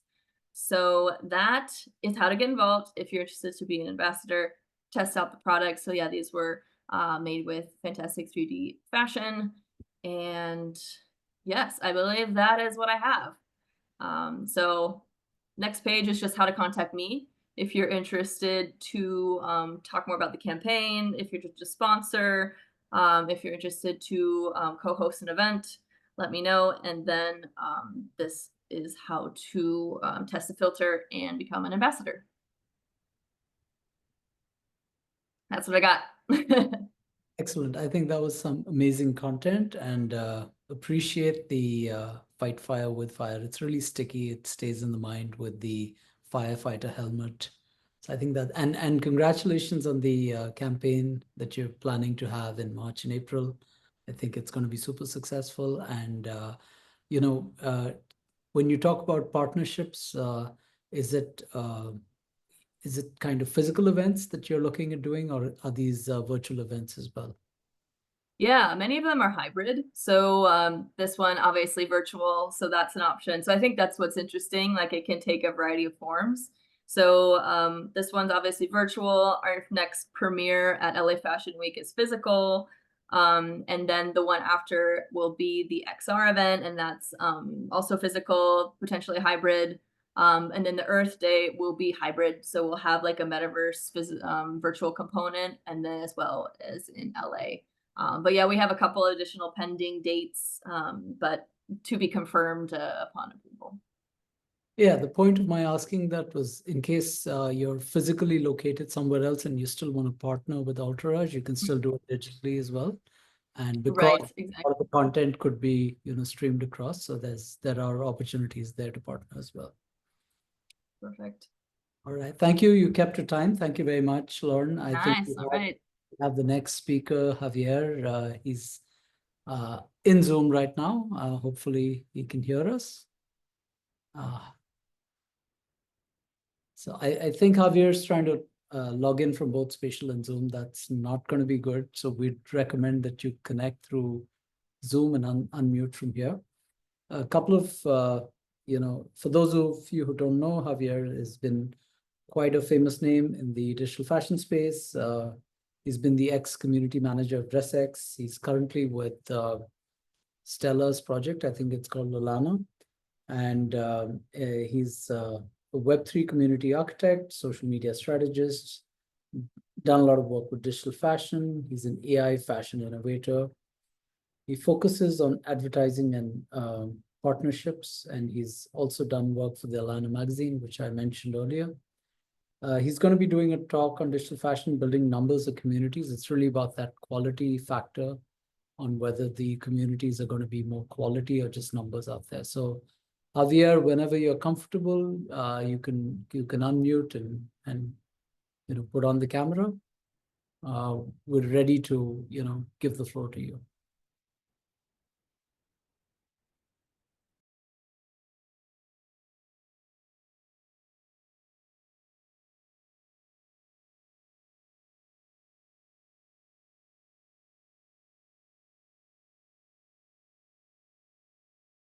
Okay, so I'm guessing Javier can hear us.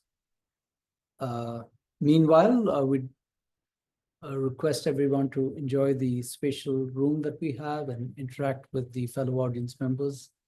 I believe Javier should be starting soon.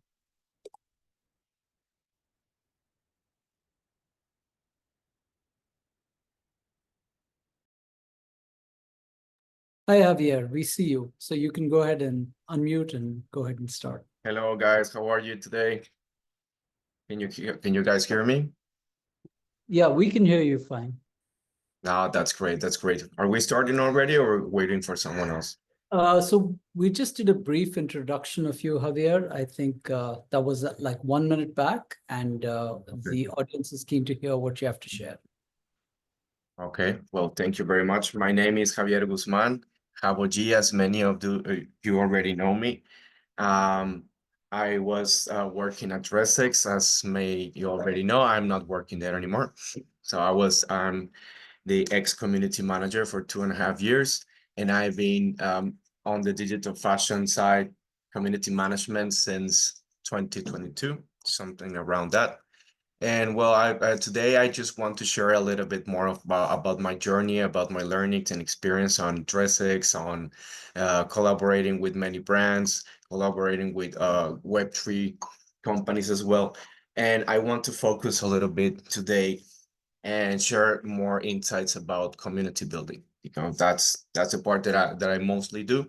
And I want to dive in a little bit into this subject. I know there's a lot of conversations going around this, but one of the things that I've been noticing ever since I've seen this panel speaking and other community building conferences is that there's most often the people that get asked to talk about community building is the people that is not doing the community building, but they're rather, the people that is leading the company. So it's not because I don't want to say that maybe in those positions you are not, capable of speaking about the community building, but it definitely it's from another dimension, totally different dimension. The one that is a leader is talking about. The leader, company leaders is not building, the community. At that point, it's helping the community manager and the community team and the developing team to grow the community, but it's definitely not there. And I want to dive a little bit more into this subject because what I've seen so far is that there's a lot of confusion when it comes to creating a community, growing your brand, or just having user acquisitions. It's totally different scenario, the ones that you need to understand first before making or building a community, because we have seen so far here on digital fashion how many other companies, projects, and emerging initiatives that have come ever since 2022, and most of them have already gone. So I don't know, I'm not saying that the full company is gone, but most of the community efforts that were made at that point, they're gone right now. Many of them, they just left their community side to pursue a full business model idea, to revenues, to monetize, to make the company grow. And it's totally fine. You know, there's nothing wrong with that. There's always, you know, everyone is pursuing a business model. Everyone is looking for a new way of doing business in digital fashion. So it's completely fine to do that.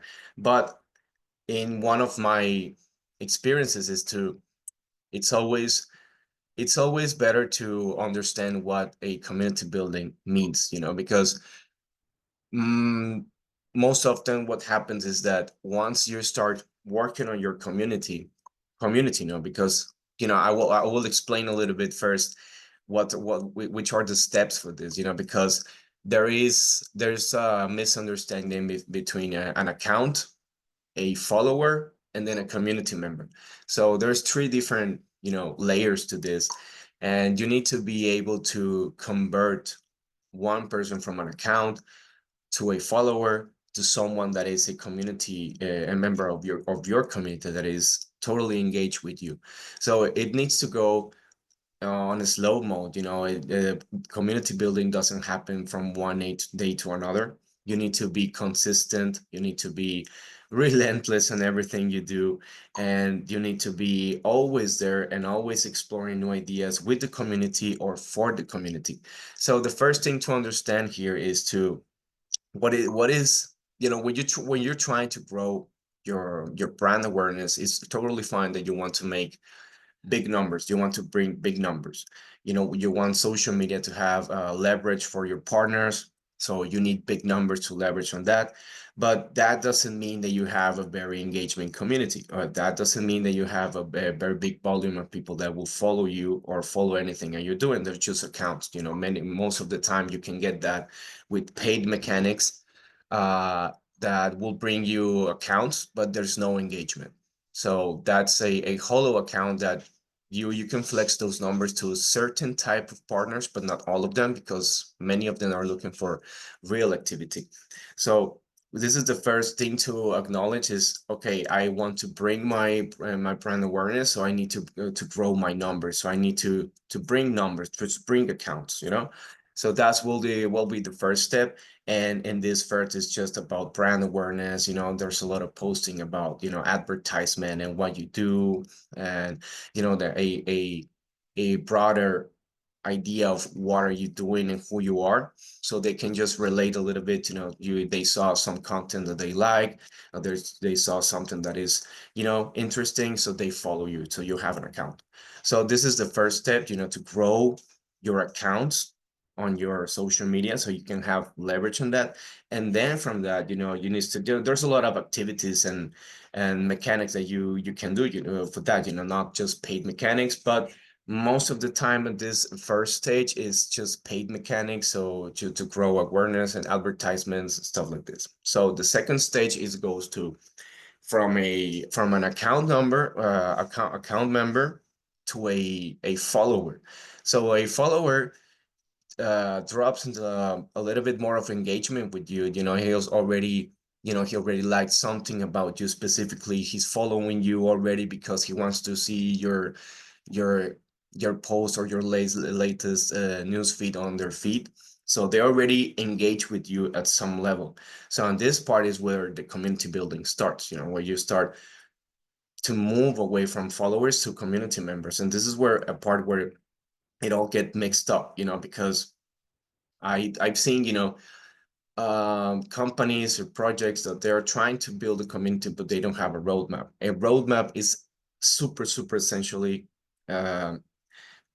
sorry, for to grow a community, to make the to grow an expectation of what's coming, developing. You know, I've heard many different opinions on this. You know, I've heard people that say, why should I make a roadmap and show everyone what I'm trying to do? You know, that doesn't make any sense, you know, because other people will copy me. So yes, you know, it might happen, you know, but this is why you need to be, you know, smart enough so you can just give hints of it without showing what is it that you're going to do, because this is the whole idea, to make awareness and make expectation around it. So that's where you start to, you know, to just try to drive your followers into be more engaged with you, be more engaged with your product, with the things that you're trying to do.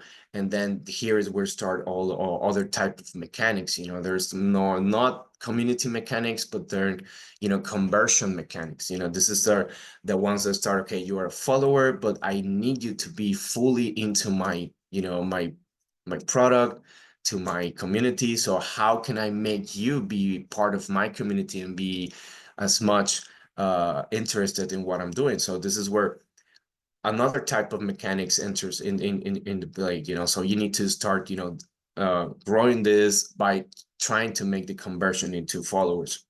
So this is very complex. This is a very complex area, because, you know, growing account is not as difficult as it seems, you know. And if you have a budget, you know, everything works around a budget, really.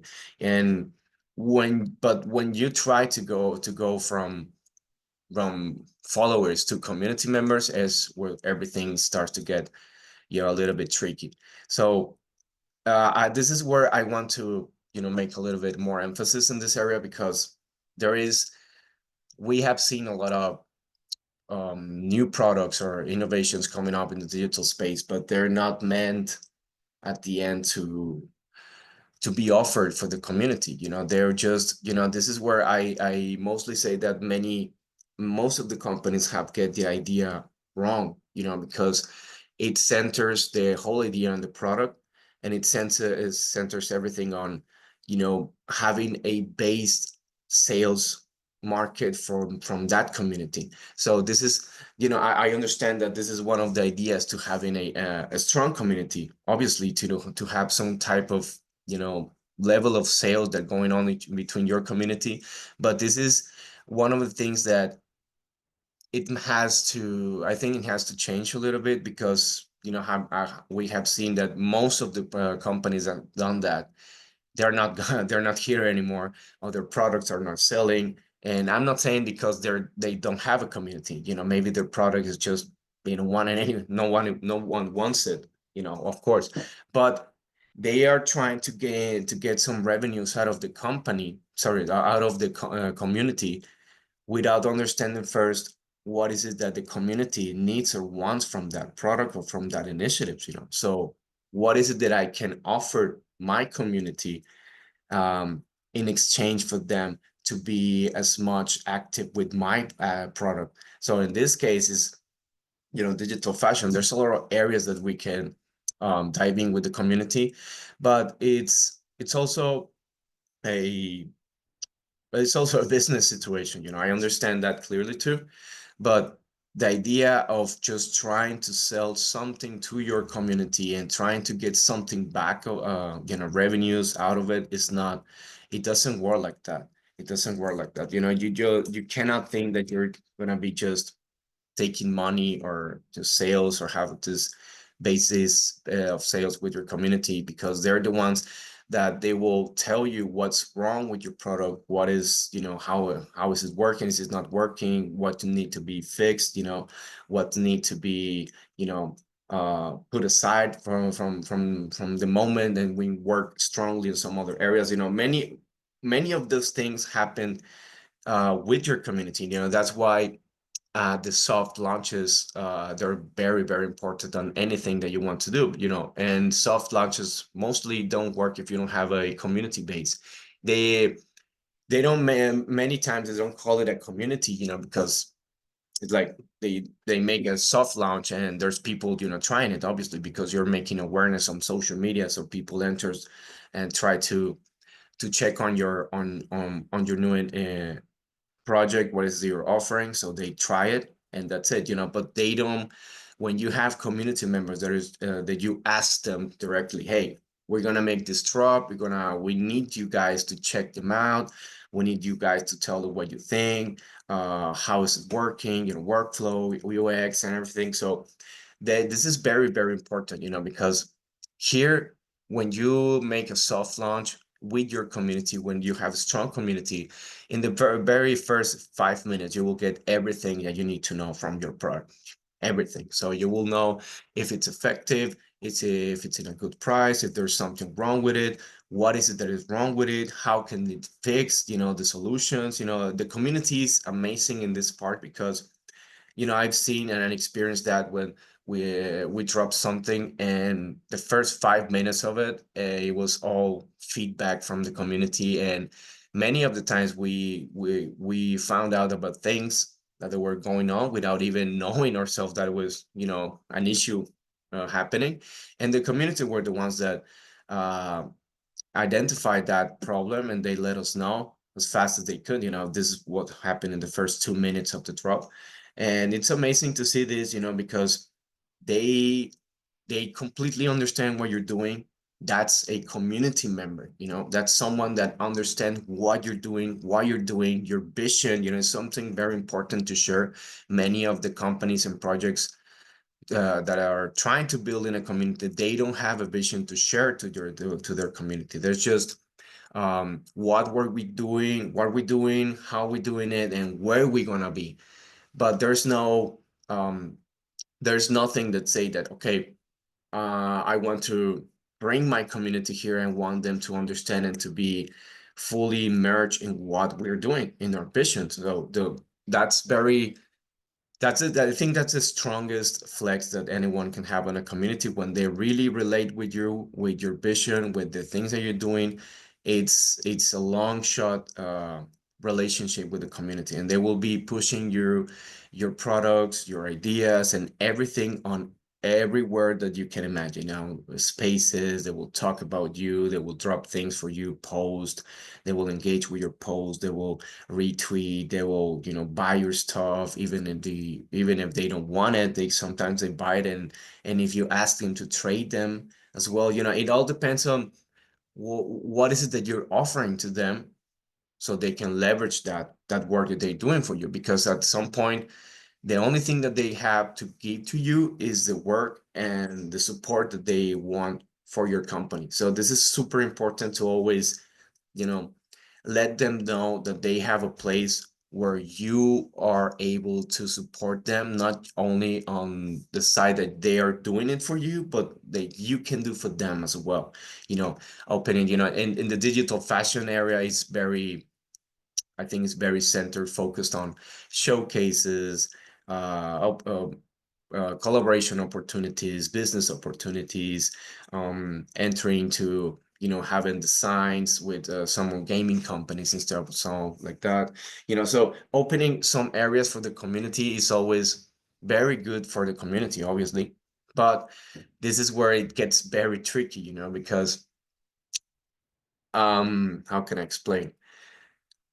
It's not as easy as it seems for a brand, or a very established brand, to work with someone, even more in fashion. It's very complex for a brand that is in fashion, that work with someone that is not related to fashion.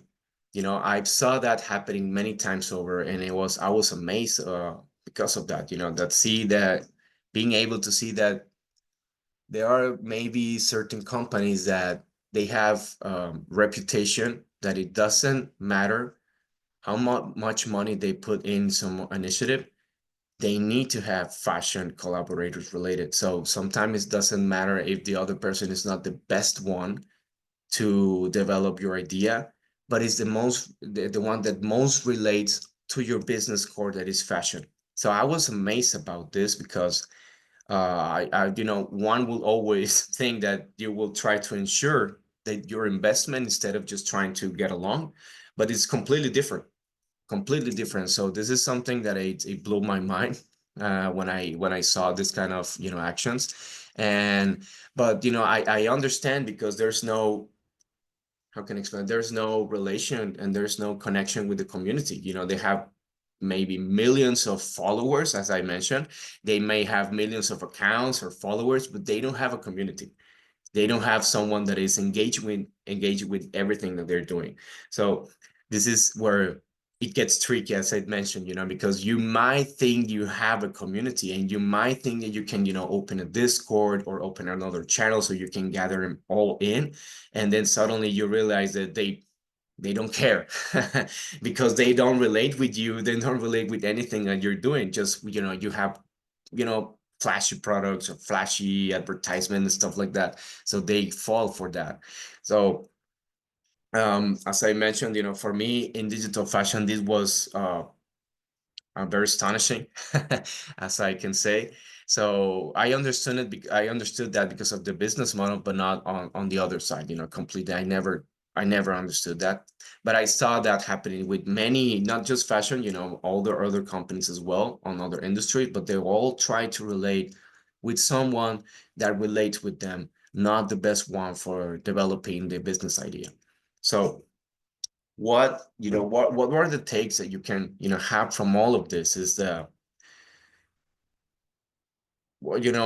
some point everyone wants to have a strong community, but I really don't understand why, because there's many companies that they don't need a community. They have a very good product, they have sales, they have revenues, they have a business model that is working, but then they dive into the community.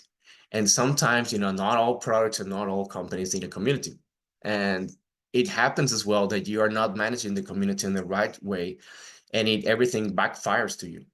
So they don't wanna, they will start, because we all talk about the good things when you have a community that they will push you, they will talk about you, they will engage with your product. But when things go south, they can also be the worst person that you can have. They can talk bad about you, they can be engaging in a very bad way on your post. At the end, it's just engagement. That's what you want to have on your social media. Even if it's a bad or good, it's engagement. It's up to you. How can you switch that to be from a bad hang to a good one?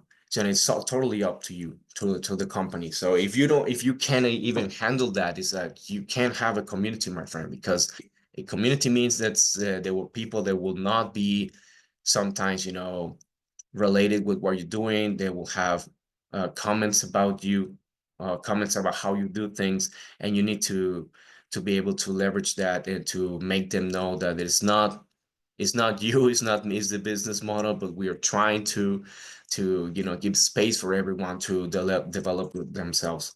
So as I mentioned, this is a very tricky part for brands, and most of the time they just felt that they can dive into building a community, and suddenly it's not working. We've seen that with other very big companies diving into Discord, and if you go to their Discord, there's nothing there. It's just a chat channel. That's it. So it's like, I ask myself, like, does community building just have been reduced into just a channel, or what's going on? Because nobody, I think, when they're trying to build a company or a product, and you don't think about community, you think about followers, you think about people that buy your product, not people that will follow you in this kind of matter, no? But it's highly important if you want to it's like AI agents, because in today's world, we hear every day talking about AI and how everything can optimize and faster, and you don't need to spend time on this, and your AI agent will do everything, post on social media, make this, talk about this, respond, reply, blah, blah, blah, blah, blah. So there's no organic interactions. And everyone understands it and everyone knows about it. When you talk with an AI, it's very easy to understand that, to know that it's an AI. So even if it falls into customer service, you need to have this direct organic interaction with everyone, so they feel more related with you, and they feel that if they go to you, there will be someone that they can talk to, and they will understand what is going on, not just an AI that have some predefined answer to predefined questions, and if you don't find your answer there, is okay, it doesn't exist. So it works like that. And I think that's one of the parts that You know, it doesn't work like that. You know, everyone, when they're trying to build a community, they try to automate a lot of things that are happening. And there are things that might be easier if you automate it, but you need to have an organic, 100% an organic interaction with everyone, an organic growth as well. You cannot show yourself. Oh, sorry, guys. I was about to lose my battery. Sorry. So, and this part is what I just want to emphasize in this, let's say, it's not, if you are not trying to build a community, you're just trying to stick with followers, people that engage with your post, stay there. You know, don't take the next step into trying to build that community, because if your business model doesn't allow anyone else to enter and to be part of that business model along with you, and you can offer them places, you can offer them contracts or collaborations or something that the community is asking you from, there is no reason for you to dive there. You know, it will be more complex, and it will mean very, very much a very high investment, because once you start building a community, most of the time the community will just require money from you, investment from you, time from you. You know, most of the time it will require things from you, but it will be very difficult to monetize that community, because the monetization comes from the last part of building that community. You know, the monetization needs to come as how can I explain, something that is a necessity, that to be or to be part of that community, not just, you know, not working on everything at the end just mean to you own that asset on your wallet. It doesn't work like that. You know, the asset needs to, you know, unlock many more experiences, many more things within that business model, within that community, not just channels and not just, you know, other part on server or another social media.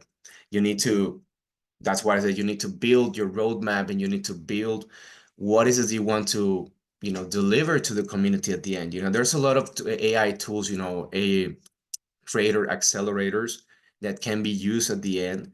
I know of many of them, but they're not using it in this way. They just want to, they want to show how a creator can just accelerate their work into, you know, monetizing, but they're not trying to build a community to understand why you need that accelerator for the community. You know, why you need to someone to, you know, to accelerate their career, basically. Yes, there's a lot of that. You know, there's a lot of not understanding how your videos are paying off on social media, how your engagement is paying off.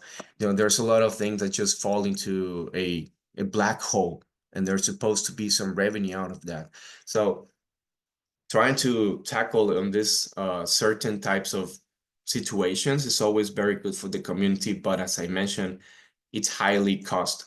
It comes with a very high cost, and the first thing that every brand or everyone wants to, you know, well, you're able to monetize.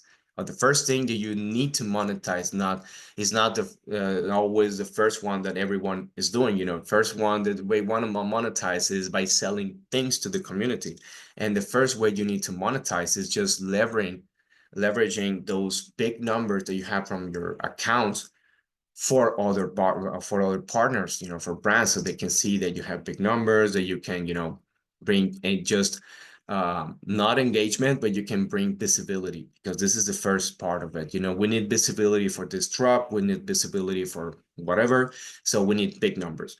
So this is the first idea of saying, okay, I want to monetize, but I will monetize my big numbers, not my community, you know. And this is also a mix of ideas to say, okay, I don't know how to leverage my big numbers, so I need to leverage on my community by selling them stuff. So like, no. You need to leverage first your numbers and then monetize out of it. How? Well, you know, I have big numbers, you know, you charge for your posts, you charge for your, you know, retweets, you charge for, you know, mentions, your quotes, or maybe not charging, but they have a lot of more weight on what you're doing, not just a quote. You know, you need to learn how to monetize and how to leverage that, and not just say like, hey, I have big numbers, but I don't know how to do it. And I just drop in stuff to my community to see how much I get out of it. It's like, no. That's not the idea, no. Yeah, well, at least not for me. That's not the way I see it.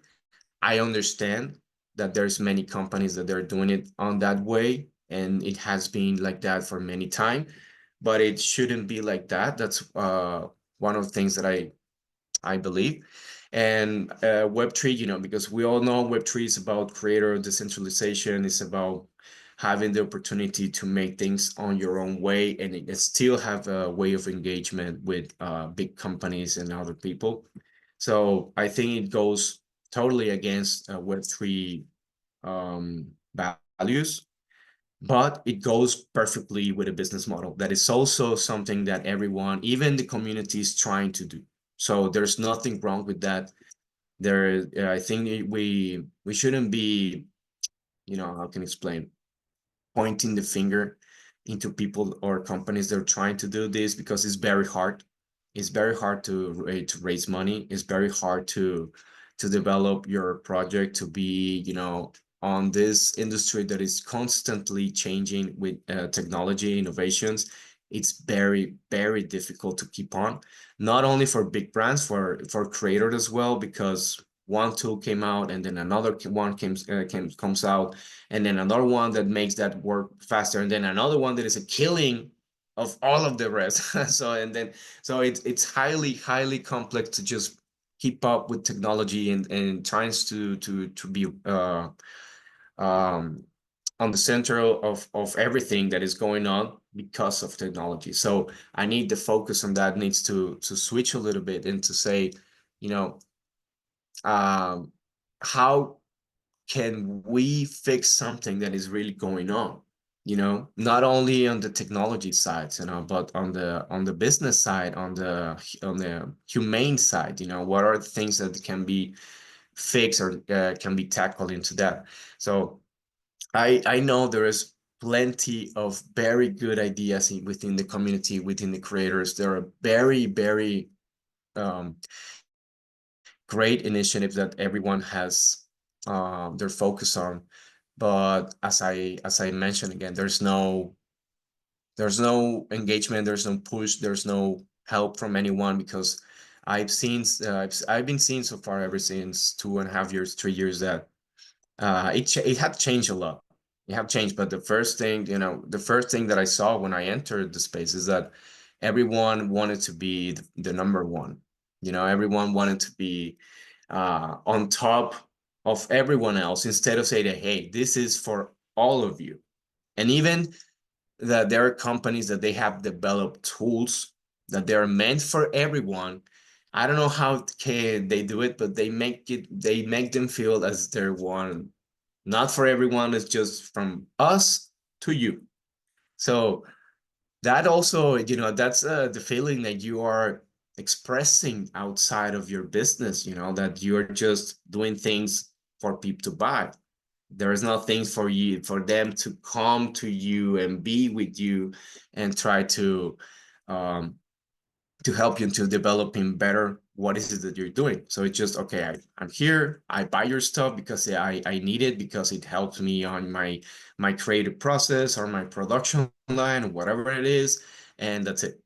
But that's what I think that should be tackle on a different note, you know, tackle on a different way, and thinking always on the community is, I think at this point, if you're in Web3, you need to think about community. You know, not necessarily, as I mentioned, not every product and company needs a community, but at least just to understand what you're doing, where are you, what is it that everyone is trying to do, what is, you know, the community at the end is just as a company. You need to understand what they want, where are they going, where are they moving, how are they moving, not just that they're moving, you know, how they're moving there, you know, is there tools that they will help them, is there just business model that will help them, you know, what is it that they need.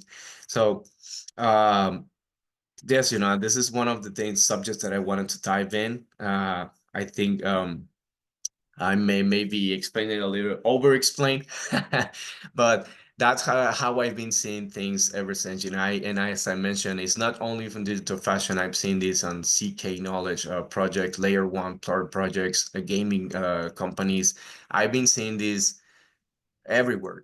That's why I wanted to tackle into this, to share the difference on when trying to build in a community, what's are the difference, and not fall into those, and at the end just say like, hey, this didn't work, so shut down the community, because that's normally what happens. And when you do real connections with the community, you cannot shut down a community. You know, I have persons that, you know, on the Roblox side, I have many community members that they're going through hard times.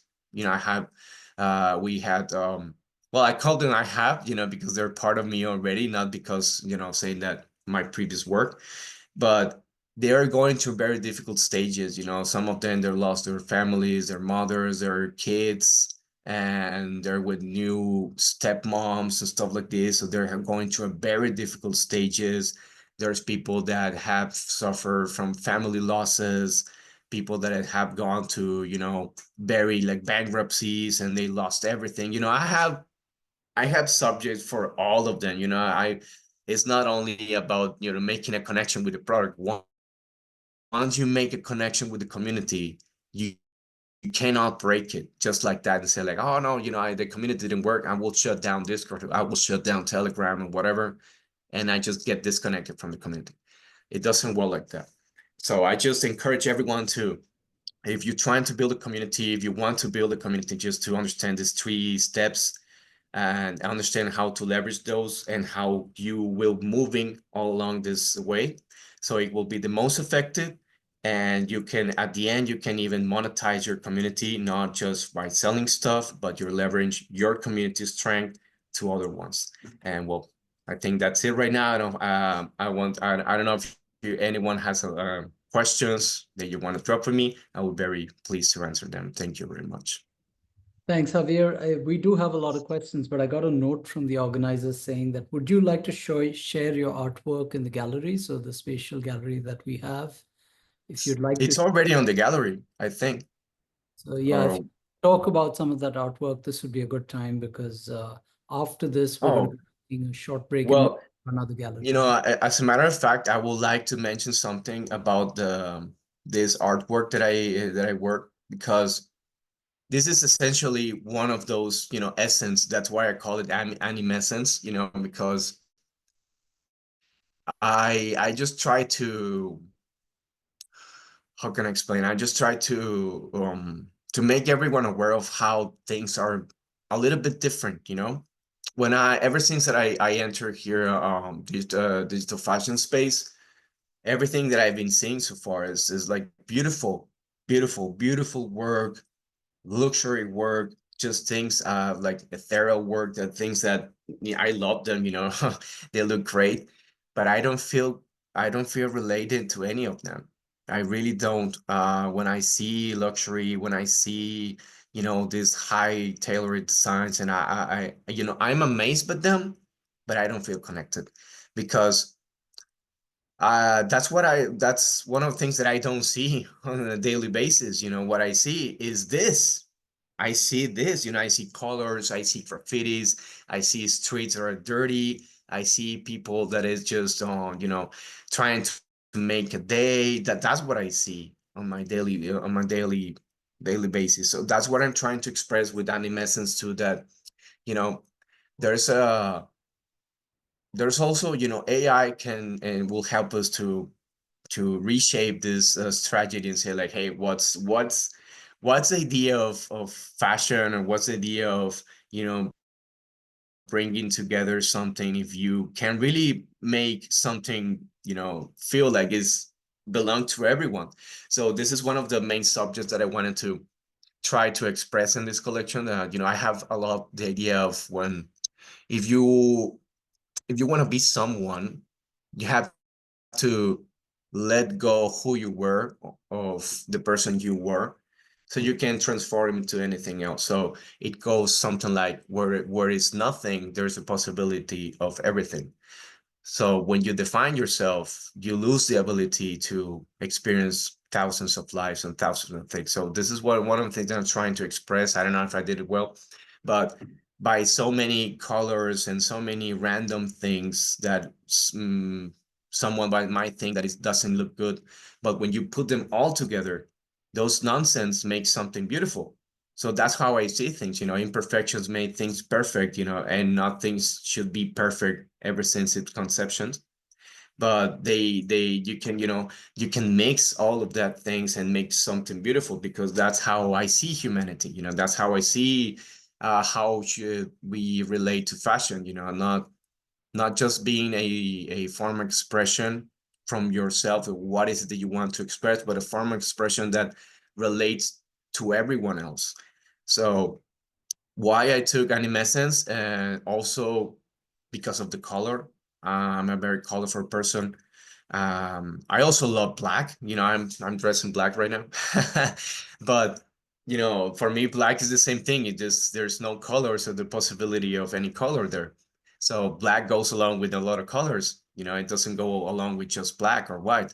So animescence is about that. Animescence is to try to find a connection with everyone else, to find a connection where you understand that I'm part of you and you're part of me. We don't need to see differences. We don't need to make ourselves look shiny. The idea is to just show, whoever that you relate with them, that you're the same. We can wear the same stuff. We can wear stuff that doesn't look, kind of fancy, but it looks good.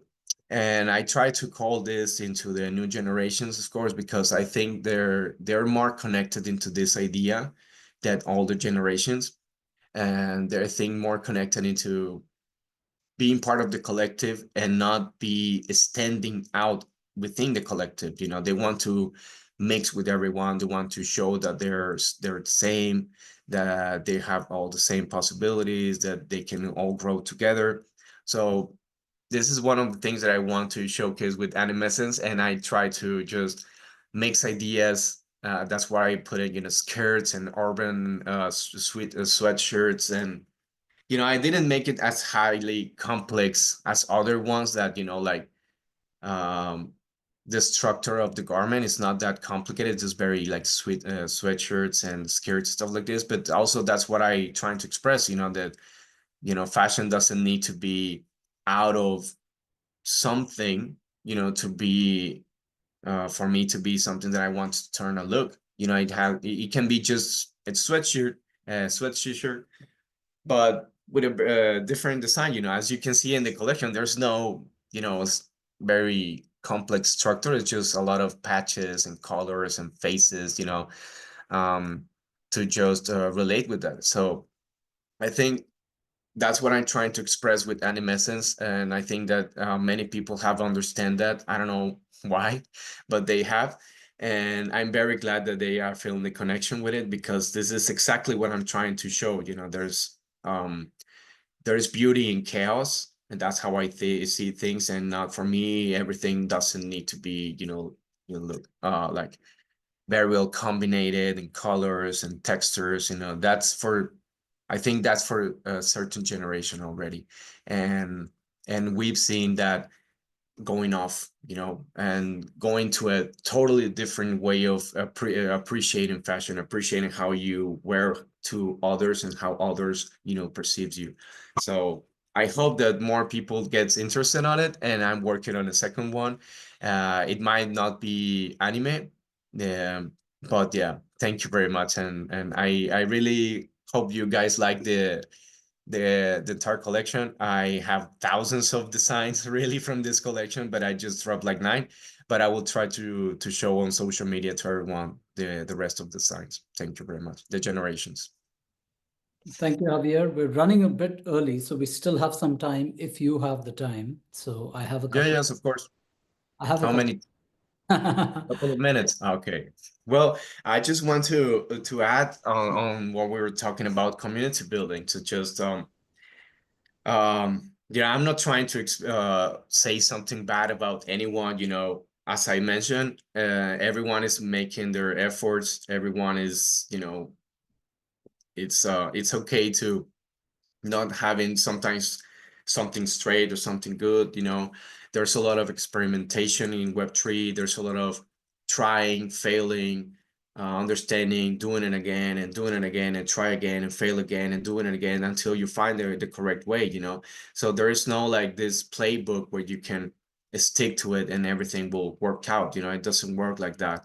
And I just want to express that it's fine for everyone to try to explore some new ideas, to explore some new ways, but just you know, just have the community on your foresight, you know, just try to always add them into your business model, into your idea.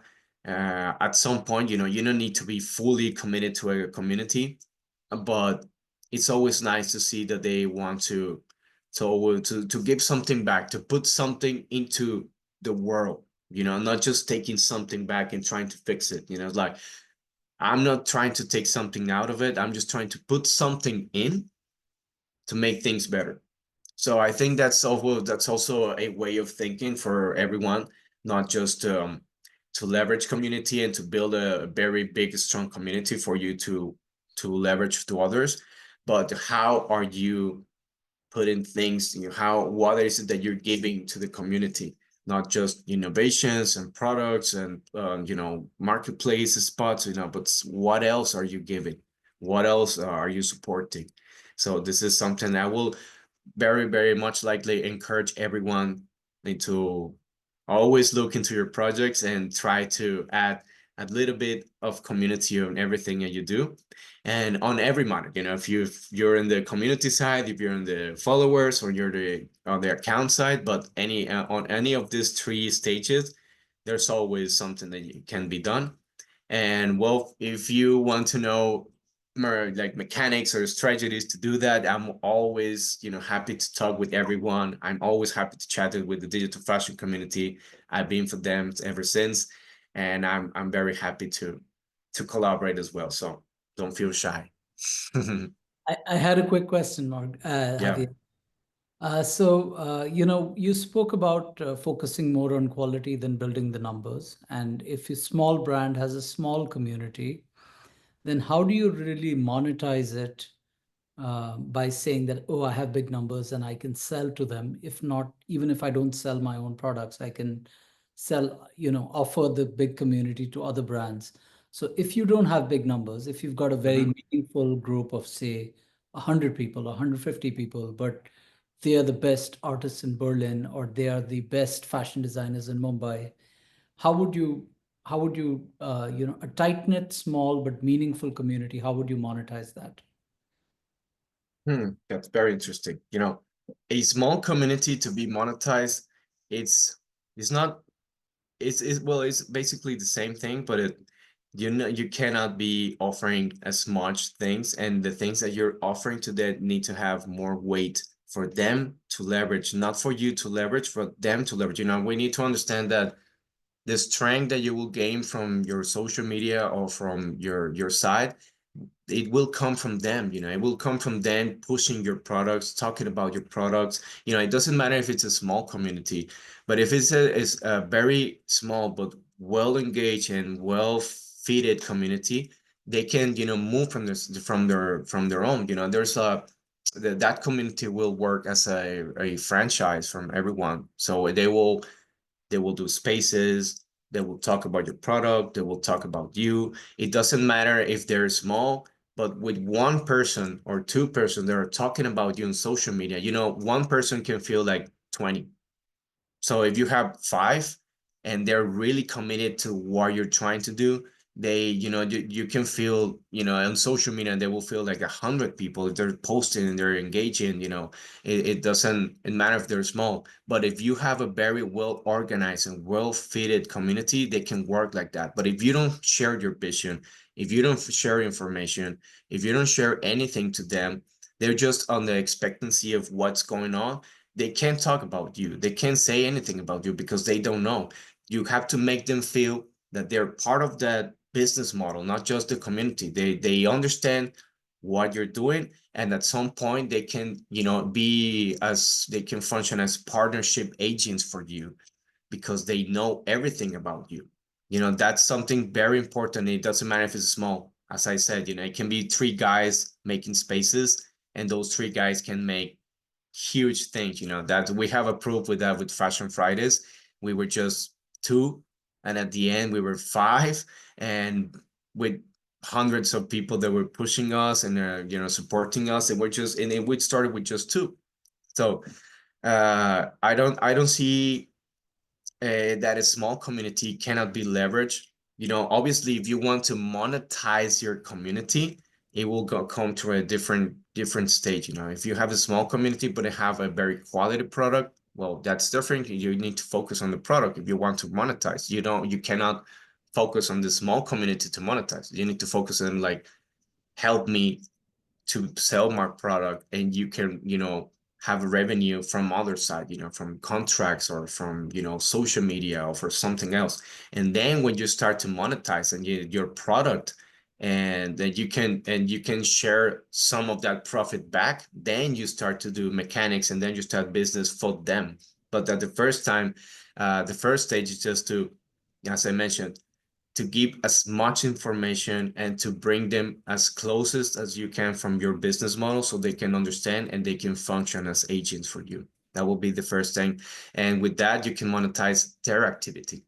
You know, you can say, like, hey, I'm not monetizing my small community, but you can see that they're very active. They're making spaces, they're talking about the product, they're talking about the collaboration. So we can leverage that without even saying nothing to them, you know, because they're already doing it.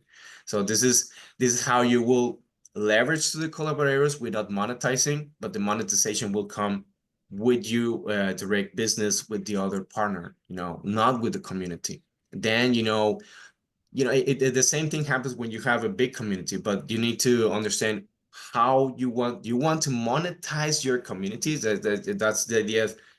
Because when you say monetize your communities, you're taking money out of the community, you know, money out of the pocket of your community member.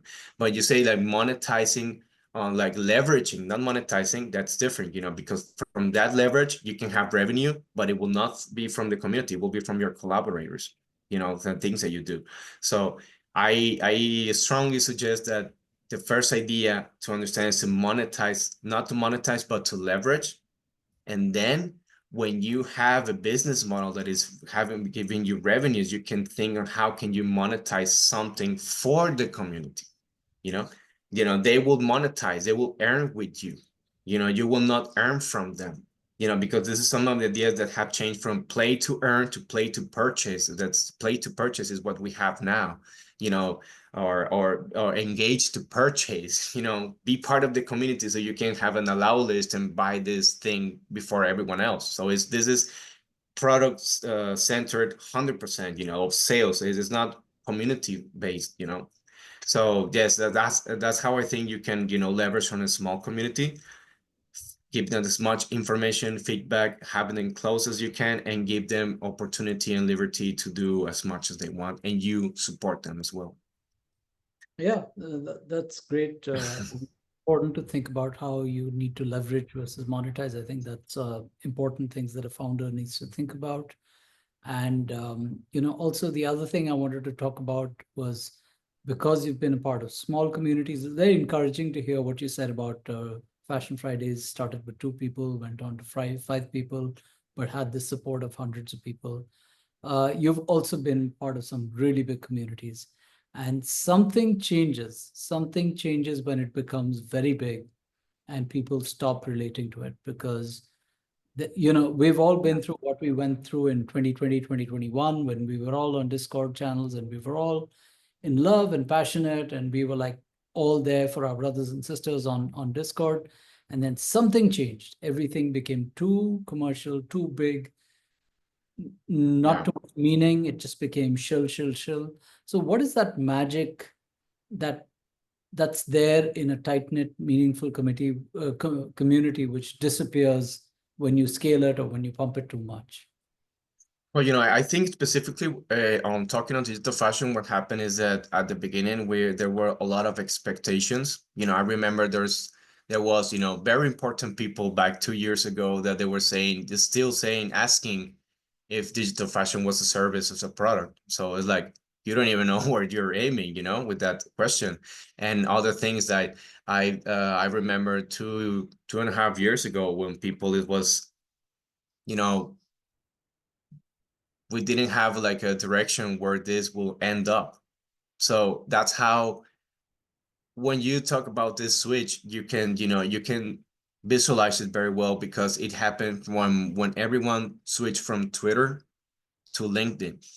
You know, everyone moved to LinkedIn because they understand that, you know, how can I explain? There's no games now to play, you know, there's just business model to develop. So that's why I think that that switch make everyone they also have a switch on their mind, you know, they understand like, okay, I cannot waste time on the community that is not giving me anything, and I'm not doing that anything with that community, but I have products and I have services that I can offer, you know, and I can monetize from them. So from in the digital fashion aspect, I think most of the things that have been done right now is just services to fashion brands, products, gaming companies, and like, you know, we are just starting to see some creator accelerators, but just now, just a couple months ago, did you start to see like really coming out. And I don't know how they work. I don't know what's the basis of their idea, because at the end it's a business model, but it's a business model that is focused for the community. The other one was from a service that you're offering. This is one for the community. So I think that switch, it had to do many with the idea of realization that you need to, you know, make money out of what you're doing. So I think that happened when everyone start to realize this, and they jump into LinkedIn and start to switch their conversation to showcase everyone their knowledge. How can you work with me? How can I help your brand to get into digital fashion and some services? So I think what happened is just, it's called business model. You know, everyone wanted to make money of what they're doing, the time they're spending. It's totally fine. You know, there's nothing wrong with it. And I think that's when everyone realized that, you know, we need to make something out of it, and the community is not helping me, because I will say that in digital fashion, we're all the same people, just diving into different, you know, projects, but we all see the same faces, you know, we all know each other. So it's like, where is the massification? Where is the other people that is supposed to be entering and filling up these spots, you know, because we're the ones filling up the spots, you know, just by replacing ourselves in every project. So that's what I think it happened. That's why I think you see now more people that is focused on business and fashion. Okay, I need to make a living. If I want to be here, I need to make a living out of it, and I cannot be doing it with community that is not giving me anything back. Yeah, that's the reality, you know. And it's okay, you know, it's not a bad way of seeing things, because there's a lot of individuals that are trying to make their effort. So there's not one person that has like the most leverage of all. You know, there might be, you know, but at the end, even those persons doesn't have the leverage of all the community. They have some part of it. So that's what I specifically think what it happened into digital fashion. Business model is what happened, and everyone is trying to pursue that. You know, everyone is trying to pursue the money and the revenues and services and everything that they can offer. You know, they want to relate with big brands, they want to relate with big projects, and it's okay. You know, it's not bad, but that's why I think specifically on digital fashion what happened, you know. And as I mentioned, everyone moved to LinkedIn because of it, and we can see that on LinkedIn. You know, everyone is trying to show how useful they are to brands and to collections and to everything, so you can hire me or pay me my service and be here. So that's what I specifically think it happened, and that drove the idea to make individual efforts instead of doing a community effort, you know, because there's not a hub you know, there you can say like there's this place where you can get collaborations from this hub, and this hub will hire people from the community. They will, you know, give them, you know, the connection to those brands and to those partnerships. There's nothing like that. Just individuals. They are trying to push their way through. They are trying to make collaboration, trying to get their services on the business side. And it's highly complex, but there's just one or two persons, you know, fighting everyone. So I believe a hub will be something very, very nice to have. So they can, you know, we can have like professional people already verified, so they can work with brands, so they can work or offering those services, than just being themselves and trying to leverage their CVs and their knowledge. You know, I've been through that, you know, right now, and it's highly complex too. You need to go from AI, the AI search engine, and they will kill you if you don't have one word in your CV. So it's highly complex. So yes, this is what I think had happened, and I would love to see how can we, you know, because as you see, we all have a lot of very strong relationship. We all push each other. I think that it's coming back a little bit, that we are trying to push each other, you're trying to help each other, because we're realizing that it's highly complex and we need to have some other leverage, not just from ourselves. And so I would love to see how this evolve, you know, into now that we have seen the business side of it and everyone's trying to do, like, how can we tackle them? How can we all, you know, come together as we made two years back? And what ideas can we build on? That will be most definitely one of very exciting things.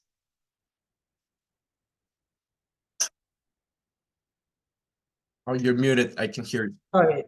So thank you for that amazing marathon talk, Javier. You've been speaking for almost an hour, and we appreciate it. Amazing insights. You've spoken about your gallery as well. And I think what we're going to do now is we're going to take a small break, as we're going to move to another, we're going to move to another metaverse space. And till then, Okay. we're going to be, taking a break. We're going to probably recircle at around 4:25 p.m. So we're just moving to the other metaverse space. So we're going to take a break, and we'll restart at 4:25 p.m. See. Okay. Well, thank you very much, guys, for having me today. It was a pleasure to share all the ideas and Thank you, Javier. And Marco will. insights. And well, every time.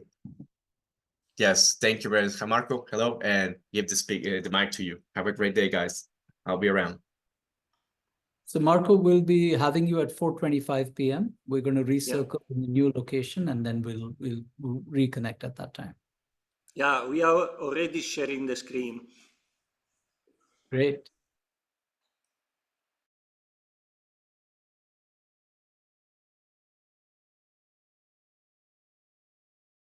Everyone settled into the new metaverse space that everyone has. Marco, are you ready to present? Yes, I'm ready, yes. All right, the floor is yours. Please go ahead, Marco.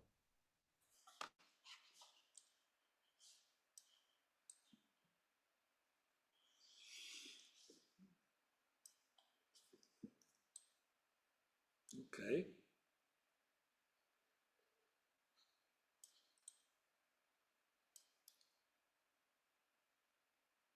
Do we wait for 4:25? I think we're starting right now, so. Okay. All right. Okay.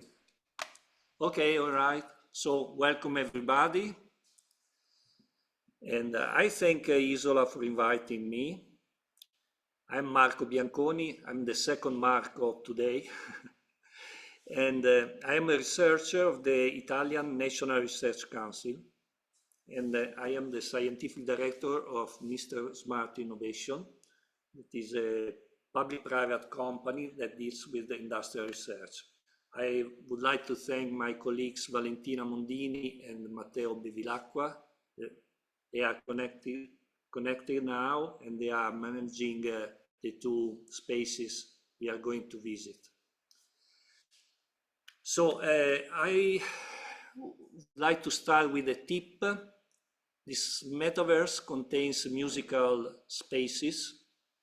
So for a better understanding of the talk, I suggest you to click the 3 vertical dots on the top right corner.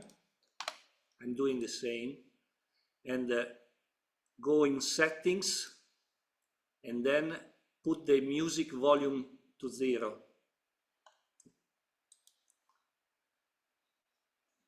Okay, so tailoring the future. This is an event that took place both on this space, where are you now, and in the physical world the last week. It was the final event of the project called Textile Hub. This project was supported by the Italian Ministry of Culture and was part of a call of proposal dedicated to the digital transition of cultural and creative industries.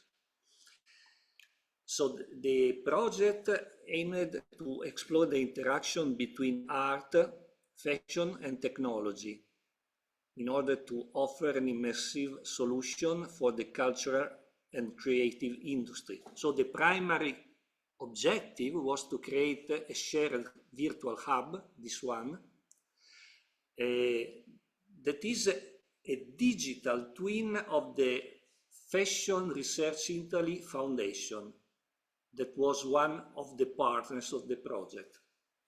My company is called Mr. Smart Innovation. We created this space, this digital space, with the aim to be the hub of a wide range of cultural events, including exhibition and conferences. And the third partner was a Creative Hub, that is a multi-purpose center for culture and creativity, and a physical network of co-working and co-playing. So what about the foundation? The foundation was born 10 years ago, and it's the legacy of the brand La Perla, which has been an international top firm of luxury underwear. I think everybody knows La Perla. The mission of the foundation is to preserve the textile tradition of Made in Italy, that is a source of research and inspiration for the new fashion and design collection. And it has also the aim to support companies in their digital and green evolution. So this was the former industrial plant of La Perla. It was designed by a local architect, Pierluigi Cervellati, in the 80s. And then 15 years ago was redeveloped and expanded to house the new foundation. And this was done by the same architect after 35 years. This project of the foundation consists on the reuse of the 2 existing postmodern buildings and on the conception of a new connecting volume. In this way, the sequence of the 3 buildings that are connected by a walkway is a design expedient to tell the 3 souls of the foundation: experience, teaching, and communication. So, by the way, I'm here for the attendees of the metaverse. I'm here on the wall, the side of the screen. So you can see on my right hand, you see a pre-existing neoclassical building. This is the entrance of the space. And then there is the central building in front of me here, where there is the reception, multimedia classrooms, meeting rooms, workshop, and auditorium at the first floor, just in front of me. By the way, you can visit the building. It's possible to enter everywhere. And I suppose you are able to hear me even if you are inside. I think so. And then the second building on my left is called the museum. This is divided into a big library, an archive area with over 30,000 textile designs, and then there is an exhibition area and the office area. So, the last October we held here an event called Phygital, Web3 Opportunities for the Fashion Industry. This was a day-long event that brought together experts, entrepreneurs, and students to explore the impact of the Web3 and the metaverse on the fashion industry. Among the speakers, we are glad to have Gloria Maria Cappelletti. She is the creative director of the Red Eye magazine, and she will speak after me today.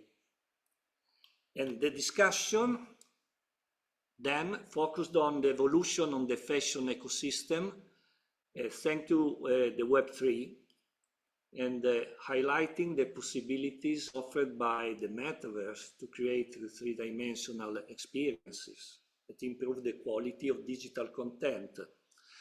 So it emerged how a phygital approach, so the combination of physical and digital, can represent an advantage in this market that is constantly evolving. The event itself was accessible both physically and in this digital twin, in this space. Where are you now? Just like today, on this screen behind me, it was possible to follow the discussion that was taking place in the physical world in the conference room on the first floor of the central building that is just in front of me here in the metaverse. On the other side, in the conference room, it was possible to see the metaverse space and the avatars of the participants. So, this event highlighted the need of an integrated approach combining physical and digital worlds to ensure a sustainable future for fashion. After this step, the project continued with the creation of a digital fashion show, which was the event called Tailoring the Future. And this event was enriched with many experiences for the public present in the real world. So first we created a digital fashion show in which the avatar models can parade wearing a capsule collection of garments decorated with prints from the archive that I mentioned before. There are 8 dresses with 2 textures each one, for a total of 16 dresses. That are the dresses that are exiting and on the catwalk you see here. And at the same time, the real clothes were present in the physical space worn by mannequins. So the same clothes you see here were physically touchable and present during the event. Moreover, the 3D models of the clothes could be worn on a huge vertical screen in a try-on experience created by Isola Zoo. We called this experience the Magic Mirror, citing the magic mirror for the fairy tale Snow White. And finally, in an experience called Scan and Transform, also by Isola, visitors could scan a QR code with their mobile devices and observed in augmented reality the same clothes worn by the avatar models. This event coincided with the physical kickoff of the Fashional Metaverse Conference, and we hosted the AR experiences of 6 artists that were finalists of the Digital Fashion Open Call by Isola Zoo. And I suggest you to look later, when you have time, of course, for the recap video Tailoring the Future that Isola posted on LinkedIn. So you will have the opportunity to see the recordings of the augmented reality experiences presented by these 6 artists. The event also included a collective exhibition of the students of the Institute of Applied Arts and Design and a DJ set from our partner Creative Hub. And last but not least, of course, we also hosted an art exhibition by the international artist Boris Genchel.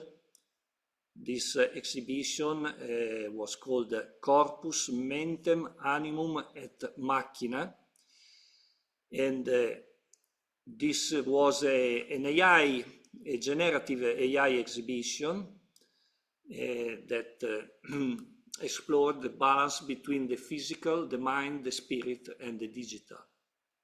The artworks were physically located in the big vertical screens that are visible in the walk toward the entrance of the museum at my left hand. And there were also monitors with artworks inside the meeting room at the first floor of the building. So this was more or less what happened the past week, but we remained again on the border between physical and digital worlds because at the same time the exhibition was hosted, and it is still hosted in another metaverse space, and I suggest to move to it within 5 minutes. We put a portal here. Now I'm moving close to the portal. This is the portal. So by using this portal, it's possible to teleport to another space where we put the exhibition of Boris Genchel, sorry. So I suggest to leave just a few minutes if you want to visit this space, and then go to the next metaverse.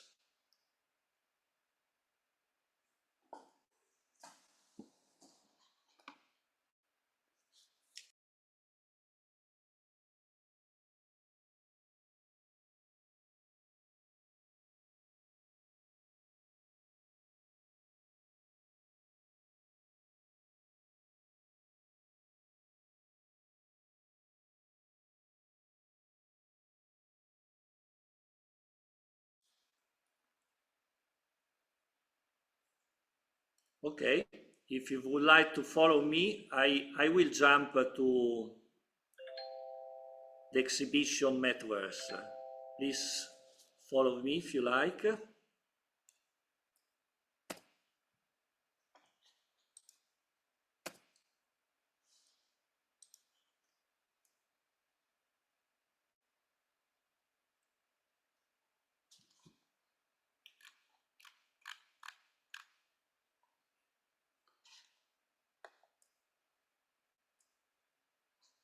Okay.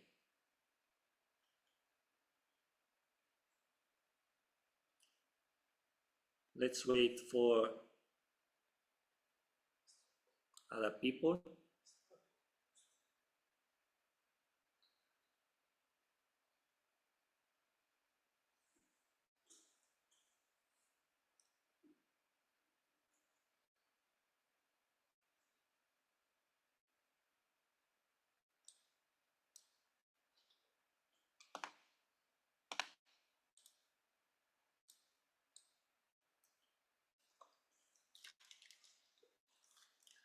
Okay, thank you. Welcome to this second space. This space is called Textile Hub Entrance. Here there are the links for many metaverses, many spaces of the partners of the project, and including Red Eye and the Isola spaces. You can walk around the exhibition freely, of course. There are also artworks on the upper floor. The upper floor is accessible by using 2 elevators. If you follow me, I can show where are these elevators. The elevators are on these stairways. Okay, one on the left and one on the right. Okay. You have to push the F letter to move the elevator.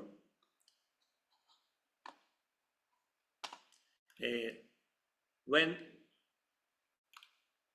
during your visit, in the while, I want to read how Boris Genschel describes his work. So I'm reading his word. In this collection, I explore the deep relationship between human flesh, technology, and nature.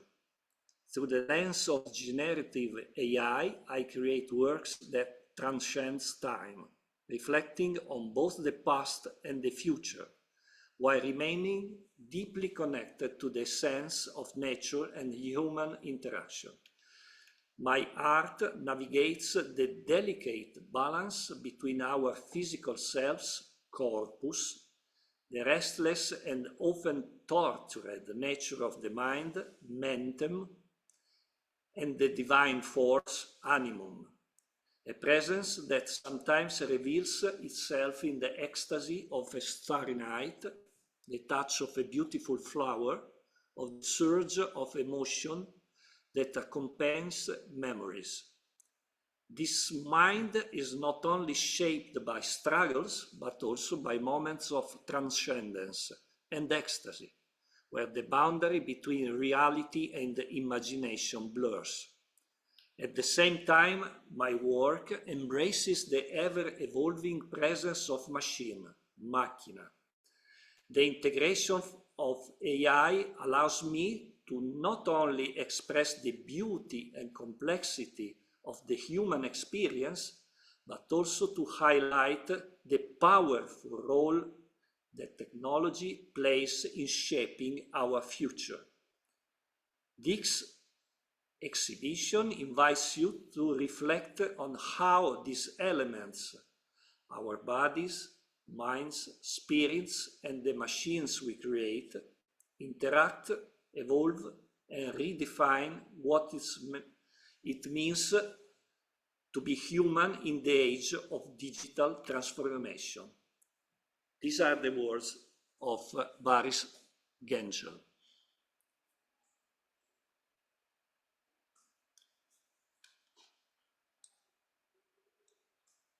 So just the last things, close to me here, in the center of the space, there is a portal. I'm here. This portal will teleport you directly to the Red Eye space where Gloria Maria Cappelletti will start his talk within, say, five minutes.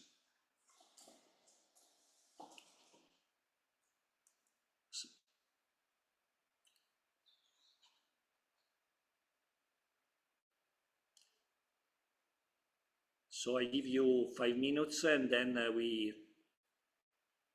cross and change metaverse. We teleport to Red Eye.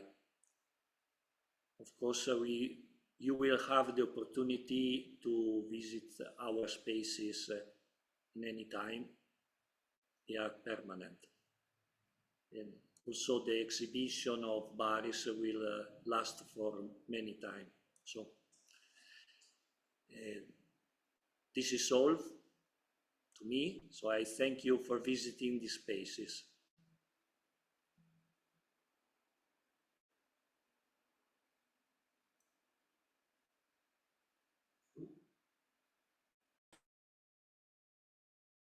Okay.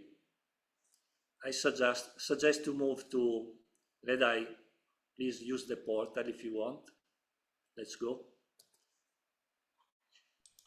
Thank you so much, Marco, and thank you, everyone. We are so happy to welcome you in Redeye, and we're waiting for you to transfer in there. My name is Daniel, and today I will be discussing a few things with Gloria Maria Capelletti on our journey of Redeye. It's actually a very special moment for us today because doing this in the issue 1 where it all started, it's really a nostalgic moment for us, considering where we started and where we are now and all the pathway we've been undertaking. Yeah, I'm also gonna turn on my camera so maybe you can see us on the screens. Hi, sorry, not the best look today. But yeah, we are very happy. At least our avatars are here with style. I see some avatars coming inside. And thank you also, Isola, for again involving us and making this possible, and also all the team that work hard for Fashion Metaverse Conference. I see some people coming in. I leave the word also to Gloria Maria if you want to say something and step in. Yes, hi everyone. Thank you, Isola, and thank you for everyone who has been joining us in this beautiful space. Also, thank you, Marco, that was preciously spending words on us in his previous talk. I'm really happy to see everyone gathered in our very first metaverse. As Daniele said, is a bit nostalgic. It's a little bit a vintage metaverse, I would say, because we started working on this space in May 2022. So it's basically almost 3 years. And 3 years ago, at this very time, I was trying to figure it out. How can we create an editorial experience in a virtual landscape, in a metaverse where everyone can come in and okay, you can hear it. Yes, I can hear me twice. Okay, I don't know if you can hear me now. Can you hear me, guys? Yes, we can. And yeah, so I'm doubled. Okay. What I was saying is that at this very moment 3 years ago, I was trying to understand how can we translate an editorial experience from a bidimensional one that we normally have on paper or on the computer screen on mobiles into something that is three-dimensional. And we have the opportunity to participate, to be together and to experience editorial content in a three-dimensional way. Also, what I was really trying to achieve was giving space to creators and artists that have been working on 3D artworks to actually enjoy them in a three-dimensional space, because a lot of times even the artists that we have been working with, they would sculpt their artworks, but always then having an experience of them through the screen of a computer. And when you actually have these artworks in a virtual space, and then you are inside the space with your headsets, you can run around artworks, go inside them, walk through the artworks. It's like a all completely different experience. So I'm sure that whoever of you guys actually entered the spaces with the headset, you would be able to understand perfectly what I'm talking about. And yeah, so this is our very first space. We did more than 30 spaces on spatial. And what we did, we like dedicated a space here where we have like our, part of our community. Then we have a beautiful exhibition of Afro fashion. We did this exhibition with them as they had beautiful photographs taken for students, with the students, but they were not able to find a physical space here in Milan that would host the exhibition. And so, of course, immediately we had the idea, let's do the exhibition in the metaverse, in Red. And so you will find across the sculpture, you will find like the fashion exhibition, where there is also a portal and you can go in a golden mango gallery to see all the photographs of the artists. Then we have a space that is dedicated to artists that have been releasing like NFTs, and at the time there was a party in London and Daniel was there as well. And during that party, we did like a live streaming via Twitch.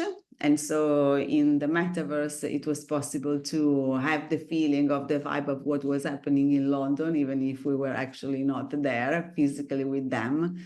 And that was like a blast, and we had a lot of fun, and there was like a DJ playing, and through the Twitch streaming, everyone was part of the party. Then there's like a very interesting exhibition. If you go like across, like totally go on the other side of this space, you will find like a part dedicated to Alejandro Jodorowsky. And there is a beautiful portal. If you enter, you will find the exhibition of Beat Medler. He is an artist who has been inspired by Jodorowsky, and he created an incredible space gallery where you can experience a big body of work that he co-created with artificial intelligence, and again, is all inspired by Jodorowsky. And he did work on this specific exhibition along with the director of the documentary on Jodorowsky. So that is a very interesting part of this metaverse. Then you will find also big sculptures and artworks of Future. They are artists based in Los Angeles. We have been big fans of their work for many years. So as soon as we had the metaverse space, of course, we want to invite them. Then if you walk around, you will also see a beautiful yellow labyrinth. This is a work of Felice Grodin. She's an artist based in Florida, in Miami. And also for her, it was like a very nice experience to be in the metaverse. She has been working for many years in augmented reality at the Paris Museum in Miami. There are like big body of work where she like mapped the space and made it alive with her artworks with AR.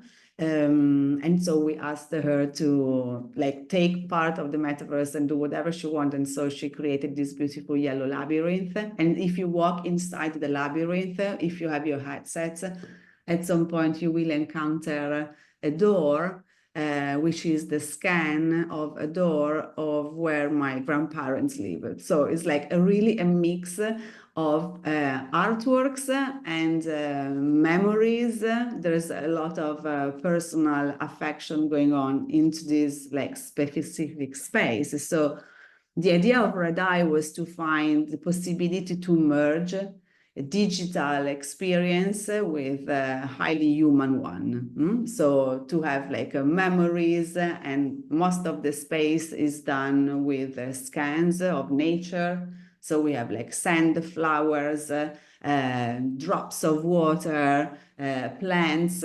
So it's like a sort of physical, emotional vibration that we take into a digital space.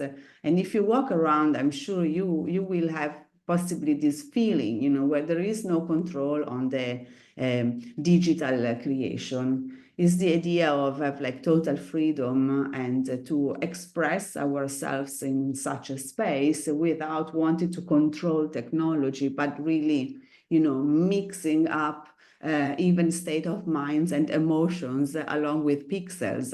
So I hope you enjoy it.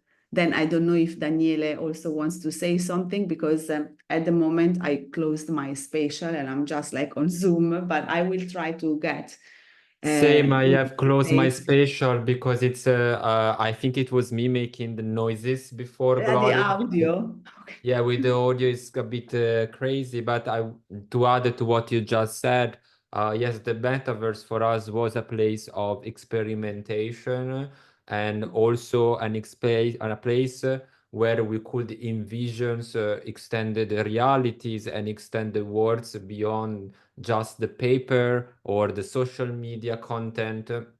So we do hope to come back to do more immersive experiences as soon, but what we see in the future is the kind of metaverse you see now for magazines, because the future of content is immersive, and we are slowly working on it with our social media.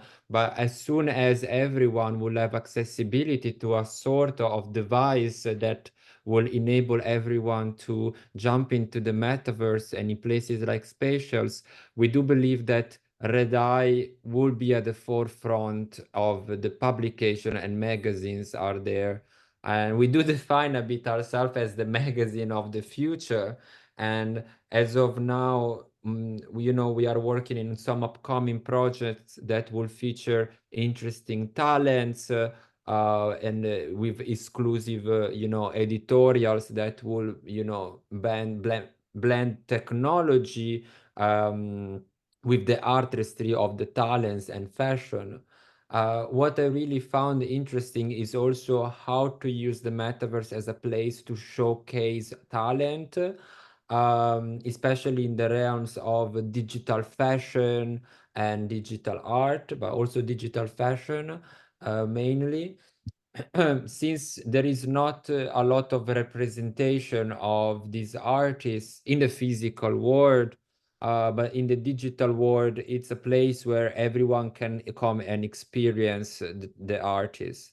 For instance, also, like I believe the future for artists is to do their studio visits in a virtual space almost, rather than a physical space. So we hope with Red Eye we can guide the line of what is it going to be the interactivity of the future when it's about art and about fashion. So my favorite, this is actually the issue one is actually my favorite one, but we also did many others you can explore. For instance, the second issue, or also the freedom issue, where you can get a more understanding of what is like showcasing digital fashion. Back then, we also did a collaboration with Genra, that is a platform for designing digital fashion pieces, and we did showcase the winners of a competition that we did along with the Pride of Naples, the Gay Pride of Naples, as well as one of our first cover stars, which back then was Beatrice Quinta. And so we managed to create this, like Gloria Maria said, she took, I think it was the floor or one of the pieces in the environment in the issue one that was actually the door of her grandparents. Yes, it's in the Yellow Labyrinth. Yeah. If you guys like across the screen, where maybe like I try to go with my avatar. If you cross the screen and you go beyond, you will find that there is like a big yellow labyrinth, the one of Felix Groding. And if you walk inside, at some point you will find it is a door. It's a scan. For me, that was a very, very emotional memory, my very personal memory of when I was like a child. And somehow I know that that door still exists somewhere in the metaverse as well, you know. So even like a bridging what really is our like you know, daily life, and again memories and like feelings, and you know, they can sort of live forever in a digital space as well. For me, it was like nice to think I can go at that door whenever I want, you know, even if I cannot physically go there, but still I can jump in the metaverse and have that feeling to be in front of that door, you know, and have a lot of memories. So there are so many ways we can experience a digital environment, and we can project ourselves in such a space with our memories, desires. There's so much happening, and also getting to know a lot of people, no? So with Daniel, it happened so many times. We were building up metaverses, and we met people that were entering the space and had conversations, you know, and that was again like memories that we have, no? Yes, I think one thing that is important to highlight that our aim now, before, and in the future to create metaverse experiences is not to replicate reality as it is. So we don't want to put the door of the grandparents of Gloria Maria as it is. Indeed, it's inside a labyrinth. It's, you know, in a different place.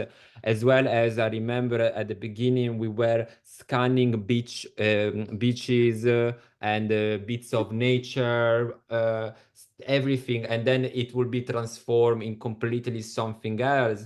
And we found also our comfort in the glitchness of the 3D assets that we through 3D scan, because from there you could create even more. So for anyone that wants to start the journey in being a builder or a metaverse designer, I think it's important to use your fantasy as much as you can. And yeah, so that's what I wanted to add, which I think will inspire people. Yes. If there are And any yeah, questions, me and Gloria Maria are happy to discuss. And otherwise, of course, you can, you know, follow us on Instagram, red.i.world. We are on LinkedIn, X, everywhere. So even if you have any questions post the event, you can feel free to send us a cheeky DM. Sorry for my alarm. yes.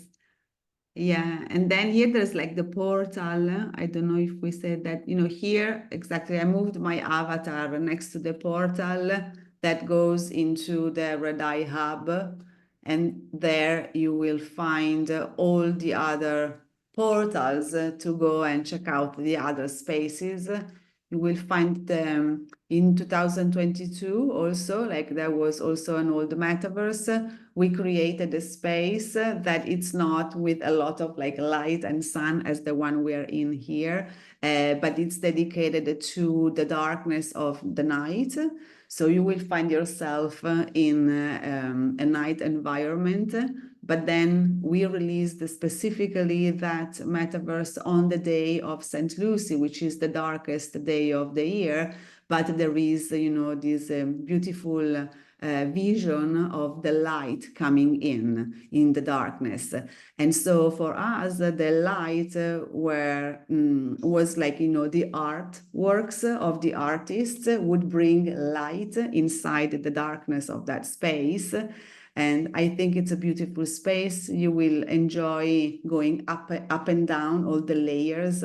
It's a very complex space to run around, but it's quite fascinating. And there is a lot of corners where some of the artworks are hiding. So you kind of have to look for them, look out for stuff. It's always a little bit of a surprise every corner you turn. And again, there are like even a lot of other spaces. So I hope you will enjoy to run around and kind of experience all of them. There's some fashion shows. There's like a lot of stuff.